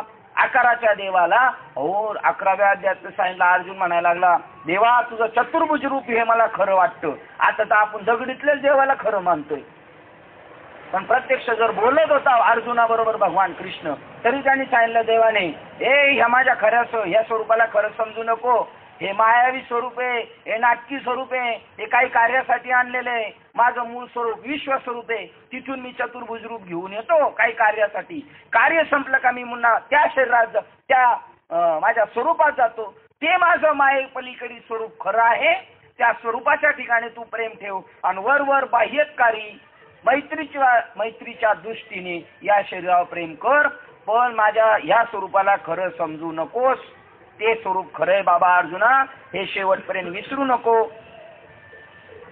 त्याप्रमाणे नाशिवंत अशा स्थूल आकारालाच माझे यथार्थ समजून अविनाशी अशा मला पाहू लागतील तर मी त्यांना कसा दिसेल. हे पहा कोणी पश्चिम समुद्राच्या लाटाला जाण्याच्या हेतूने, हे पहा कोणी पश्चिम समुद्राच्या तटाला जाण्याच्या हेतूने पूर्व दिशेच्या समुद्राच्या वाटेला जाऊ लागला तर त्याला पश्चिम तीर समुद्र प्राप्त होईल का. किंवा हे महावीरा केवळ कोंडा कांडू लागले असता त्यात धान्याचे कण प्राप्त होतील का? म्हणजे हे जेवढे प्रयत्न चाललेत आमचे कसे कोंडाच कुटायचे प्रयत्न चालू आहेत. त्याचप्रमाणे हे आकारास पावलेले जग व शरीर हेच मी असे मला जाणल्याने निर्दोष असे माझे विशुद्ध निरुपाधिक स्वरूप जाणता येईल का? फेस प्याल्याने पाणी प्याल्यासारखे होते का? म्हणून माया मोहित मोह निवृत्तीने हे निवृत्तीने हे स्थूल देह मी परमात्मा आहे असे भ्रांतीने मानून तेथील शरीराची जी जन्म मरणादी धर्म व सर्व कर्मे ती मलाच आहे असे मानतात. आणि मग मला शरीराचं समजतात आणि शरीराने देवाने असं करावं का, देवाने खरं करावं का, देवाने खोटं बोलावं का. मी जैन ऑफिसला कामाला होतो आणि ते जैन ऑफिसला असताना ते लोकांचा आता गणपतीला बसला ना, काल त्याच्या अगोदर 8-10 दिवस रोज उपवास चालून रोज प्रवचन चालू. आम्हाला रोज लवकर कंपनीतून सोडून द्यायचे. आम्हाला काय घेणे, आम्ही म्हणायचो चला आपल्याला सुट्टी आहे त्यांचा. आणि ते सांगायचे आम्हाला तुम्हारे राम भगवान को हम लोग मानते पण कृष्ण भगवान को नहीं मानते. म्हणलं क्यों? ते म्हणले उसने त्यांनी अहिंसेवर्धांचा धर्म आहे ना जैन धर्म. ते म्हणले कृष्ण अर्जुन लढाई नाही करायची म्हटला, रक्तपात नाही करायचं म्हटला, पण कृष्णाने त्याला जबरदस्तीने काय सांगितलं म्हणले पुस्तकातून गीतेतून दडादड आणि त्याला मुर्देच पाडायला लावले आणि एवढा रक्ताचा पाठ व्हायला अहिंसा करायला पाहिजे पण त्यांनी हिंसा करायला लावली. आणि राम भगवान तसे नाही, 4 वेळा बालीला समजून सांगायचे, रावणाला समजून सांगायचे, मग मानायचो. तो राम भगवान को हम लोग मानते मगर कृष्ण को नहीं. पहा बरं, आता हे स्थूल देहाचं मी परमात्मा आहे असे भ्रांतीने मानून तेथील शरीराची जी जन्म मरणाधिक धर्म देव गेले, देव जन्माला आले गोकुळाष्टमीला आणि देव गेले व सर्व कर्मे ती मलाच आहे असे मानतात. देवाने लढाई करायला लावली, देवाने चांगलं केलं वाईट केलं असं देवाच्या माथ्यावर ते पाप मारतात. वास्तविक मला कोणतं कर्म स्पर्श करू शकत नाही, मी अव्यक्त आहे, पण माझ्या त्या शरीराला जाणून ते असं समजतात. या कारणाने नामरहित अशा मला नाव देतात. देवाला नाव नाही बरं का, देवाला नाम नाही पण नाव देतात देवाला. तत्वता क्रियारहित अशा माझ्या शुद्ध स्वरूपाच्या ठिकाणी क्रियांचा आरोप करतात. देव काहीच काम करत नाही, क्रिया करत नाही. मंदिरातले देव काय करतात का? शांत बसतात. हे स्वरूप त्यांना सांगायचं, देव काहीच करत नाही, आपल्यालाच काय करायचं ते करायचं. गणेश जयंती आपल्यालाच साजरी करायची, सगळं आपल्यालाच करायचं, ते काही करत नाही. तसं मी क्रियारहित आहे पण माझ्यावर क्रियेचा आरोप करतात. मी क्रिया करता कर्मकार्य आहे असे म्हणतात. मी देहरहित असलेल्या मी देहरहित म्हणजे देहाच्या पलीकडे असताना माझ्या शुद्ध स्वरूपाच्या ठिकाणी जन्म मरणाधिक देह धर्म लागतात. देव गेले निर्धामाला, देव आले. मला निराकाराला आकार मानतात, मला आकार नसताना आकार मानतात. निरुपाधिकाला मला कोणतीच उपाधी नसताना उपचार अर्पण करतात. देवाला हे आवडतं, देवाला ते आवडतं. विधी निषेधाची आशा मला आचाराधिक व्यवहारात लावतात. मला विधी असं नाही करायचं देवाकडं, त्याच्याकडे निषेध विधी याचे धर्म लावतात. मला जाती रहित आला बघा, मला जात नाही पण लोक देव म्हणतात. देव गवळ्याच्या कुटुंबात जन्माला आला, राम कोणत्या क्षत्रियांमध्ये जन्माला आला. देवाला जात नाही, पंथ नाही, धर्म नाही, पण ते आरोप केलेले असल्या पद्धतीची जर आपली भक्ती असेल तर किती मूर्खपणाचा चाललाय बघा श्लोक. मला जाती रहित आला, जाती विशिष्ट मानतात. गुणातीतला सगुण मानतात, माझ्याकडे कोणताच गुण नाही पण मला गुणी मानतात. चरण रहित आला, चरण कल्पिता. चरण म्हणजे मला पाय नसणाराला म्हणतात. देवाला पाय आहे, त्याच्यात पाय आहे, त्याच्यात कोण म्हणलं एक पाय लगडा आहे बघा. हस्त रहित आला, हस्त कल्पिता. देवाला हात नाही पण देवाला हात कल्पितात. मज परिमाणातीताला अपरिच्छिन्नास. परिणाम म्हणजे माझ्या व्यापक स्वरूपाला संकुचित मानतात, परिच्छिन्न मानतात. सर्व व्यापकाला एखाद्या ठिकाणी कल्पितात. सगळीकडे आहे पण पंढरपूर मध्येच आहे देव, काशीलाच आहे, आळंदीलाच आहे. आणि मात्र नाथ महाराजांच्या हरिपाठात सांगितलं काय, वैकुंठी कैलासी तीर्थक्षेत्रा देव. अरे तयाविन ठावर रिता कोठे, तिथंच आहे. आणि इतर ठिकाणी काय रिकामी जागा आहे का? ज्याप्रमाणे आपल्या अंथरुणावर निजलेला मनुष्य बनाची शोभा स्वप्नात पाहतो, त्याप्रमाणे कर्णरहिताला कान कल्पितात. मला कान नसताना देवाला काने म्हणतात. नेत्ररहिताला नेत्र मानतात. गोत्ररहिताला गोत्र कल्पितात. त्याने स्वतःच्या कुळाचा नाश केला. मला कुळ नाही, गोत्र नाही, जात नाही. आणि आपल्याला बी हे सांगितलं पण आपल्या डोक्यात कुठे जात वीत गोत या सगळ्यावर कुळ शिळ याच्यावर काय सगळ्यावर कर मात कर. आणि काय कर भजे खा त्वरित भावना युक्त. भज का त्वरित ताबडतोब भज. या सगळ्या गोष्टी वजा कर. कोणत्या कोणत्या जात गोत वीत कुळ शिळ मात या सगळ्यावर मात कर आणि मला ताबडतोब भज. नेत्ररहिताला नेत्र मानतात, गोत्ररहिताला गोत्र कल्पितात, निराकाराला रूप कल्पितात, अव्यक्त इंद्रिय गोचर असा जो मी त्या मला व्यक्ती प्रमाण गोचर मानतात. निरीच्छा इच्छा आहे असे म्हणतात. देवाला काही इच्छा नाही, पण मोदक न्यायला पाहिजे. आज काय मंगळवार आहे, गणपतीला काय न्यायचे मोदक न्यायचे. शंकराला काय न्यायचे, शंकराला काय आवडतं. हो वा वा मस्त आहे. हे भोळ्या शंकरा आवड तुला बेलाचार. कसली बेलाची. भोळ्या शंकराला बेल आवडतात. बेल म्हणजे काय हो. आता एक सकाळी गाणं चाललं होतं, गणपतीला कशाची जोडी लागती, दुर्वाची 21ची जोडी लागती. कशाची, दुर्वाची. दुर्वा म्हणजे आपल्या गावठी भाषेत काय हो, हरळ. हरळ हरळ ती कधी मरत नाही. अमृततुल्य आहे. खुरपून काढली बांधावर टाकली तरी परत ती उगवती. ती कधीच मरत नाही. तसा भक्त गेलाय आणि हरळ वाहतोय. म्हणतो बघ बाबा देवा मी बी मारणार नाही, तू बी मारणार नाही आणि या दोघांचं प्रतीक तुला दिले. पण याला वाटतं आपण जाणार आहे, त्याला वाटतं याचं काय खरं आहे का. आलं समजा बीएमसीचं एखादं काय गणपती बाप्पा सगळं चाललं.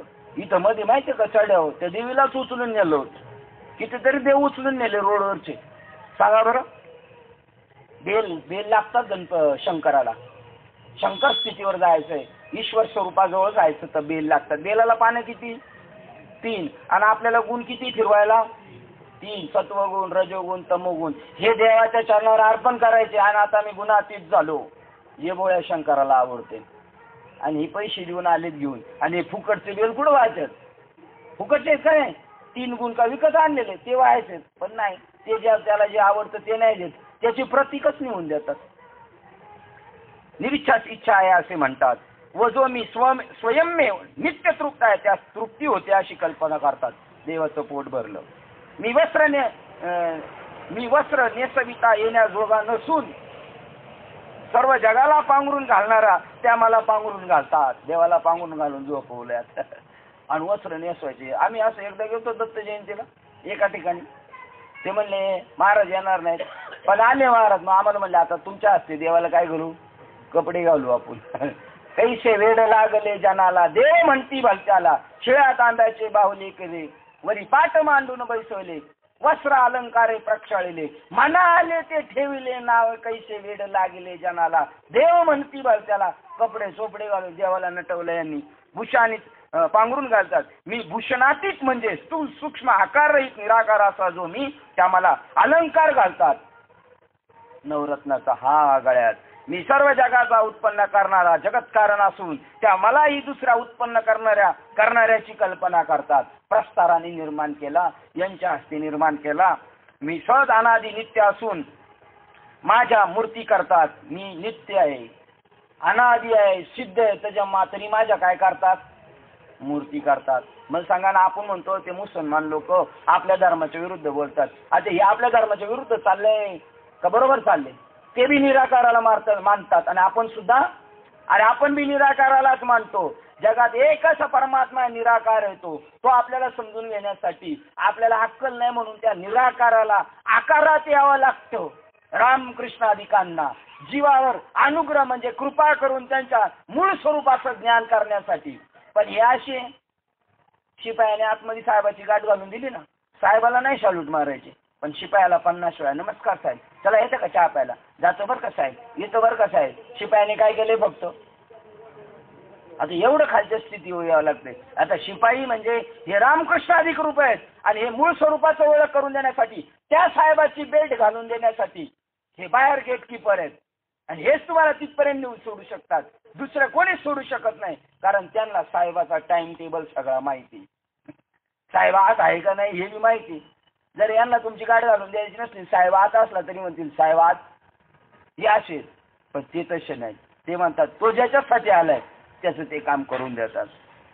मी स्वतः सिद्ध असून मूर्ती माझी मूर्ती करतात. मी सदा सदाच स्वतः सिद्ध असून माझी प्राणप्रतिष्ठा करतात व मी नित्य सर्वत्र नित्य उपलब्ध स्वरूप असतात, माझे आव्हान करतात व त्यात माझे विसर्जनही करतात. झाले आज सुरुवात झाली ना, अजून 10 दिवसांची.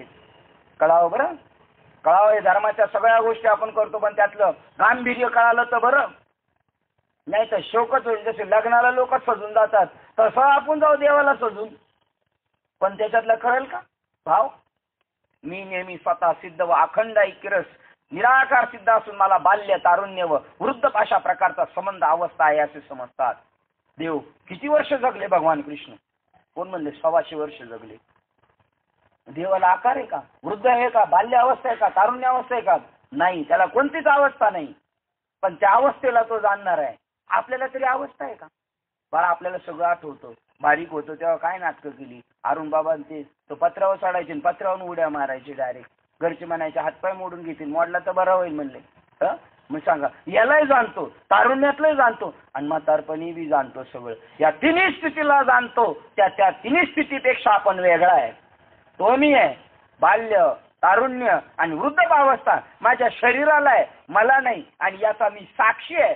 तो जो साक्षी आहे तो परमात्मा आहे आणि तोच खरा मी आहे. मला बाल्य, तारुण्य व वृद्ध अशा प्रकारचा संबंध अवस्था आहे असे समजतात. मी अद्वैत स्वरूप असून माझ्या ठिकाणी द्वैत मानतात. एक देव एक भक्त. मी भक्त तू देवायचे करी. मी अद्वैत स्वरूप असून माझ्या ठिकाणी द्वैत मानतात. मी काही एक न करणार असून कर्मे करतो. मी तत्वता अभोक्ता असून भोगता आहे. देवाला हे भोग द्यायचे, देवाला तो भोगले आवडतो असे म्हणतात. मला वस्तुता कुळ गोत्र नसून माझ्या कुळाचे वर्णन करतात. मी नित्य असून मी मरतो असे मानून माझ्या मरणाने शोक करतात. तसाच मी सर्वांच्या अंतर्यामी राहणारा असलो तरी उगीच आमक्याचा शत्रू आहे आणि आमक्याचा मित्र आहे अशी माझ्या ठिकाणी कल्पना करतात. बघता राखी पायापाशी दुर्जनाचे संवारी. आणि हेच अर्ध घेऊन पळालो आपण. आता हे तुकाराम महाराज कशासाठी म्हणले? गेले एक कंप्लेंट घेऊन, देवा मला ती लोक लय त्रास देतात, मला लोक लय त्रास देतात. मग त्याला सांगितलं तू देवाला भज. मग देव काय करेल? मी काय तुझं करू शकणार नाही सांभाळ, पण देव तुझा सांभाळ करील. देव काय करतो? भक्ताचा सांभाळ करतो आणि दुर्जनाला मारतो. आता एवढंच कळावं याला. इथे गेलो त्याला हे कळल देव द्वैती नाहीये, देव अद्वैती आहे, सगळ्यांच्या हृदयात तोच आहे असा बोध याला होईल. म्हणून त्याला तिकडे पाठवलं. ही अर्धच घेऊन पळत सुटलं. उदाहरणार्थ ध्रुव बाळाला सावत्राईने वडिलांच्या मांडीवरून खेचल्यानंतर त्या खऱ्या आईने सांगितलं. खरी आईच सांगती काय, तू देवाकडे जा, या नाचक्या मांडीवर का बसायचा प्रयत्न करतो? पण खोटी आई म्हणते का म्हणून सोडायचं आपण? त्याच्या मानगुटीवर बसून घेऊ. आपल्या बापाचं आहे ते का सोडायचं का? आता आपल्या बापाच्या अगोदर त्याची आई म्हणत होती आपल्या बापाचं आहे, त्याची आई म्हणत होती आपल्या बापाचं आहे, पण ते कोणाच्याच बापाचं झालं नाही शेवटपर्यंत. आणि त्या लटक्यासाठी आपण नादी लागतो. आणि मग तो ध्रुवबाळ गेला आणि कोणाला भेटला? तो ईश्वराला भेटला. तिथून आले होते म्हणलं का मला मांडीवर बसायचं. तो म्हणला आता मी अशा आढळ पदावर बसलो, आता मला तिथून कोणी उठ बोलू शकत नाही. अरुण बाबांनी एक कबीर बाबाचा दुआ पाठ केला. ऐसे जगह पे बैठ की कोई न बोले उठ और ऐसी बानी बोल की कोई न बोले झूठ. आणि हायवेला जाऊन बसले. आता तिथं का पॅसेंजर येणार आहे? अशा जागेवर जाऊन बसले का कुठंच पॅसेंजर येणार नाही. आणि तिकडून मी एमटी येत होतो. म्हणलं का हो? ते म्हणले ऐसे जगह पे बैठ कोई न बोले उठ. म्हणलं मग घरीच नाळ्यावर बसायचं होतं. आता अरुण बाबाचं एकट्याचं नाही. आता अरुण बाबाला काय वाटत नाही म्हणून दुसरं कोणाचं नाव घेतलं रागी म्हणून काय व्हायला मी अरुण बाबाचं नाव घेतो बरं का. नाही तर तुम्ही म्हणलं अरुण बाबा एवढी येडी आहेत का काय. मी निजानंदात निमग्न असणारा, त्या मला इतर अनेक सुखाच्या इच्छा करणार आहे असे मानतात.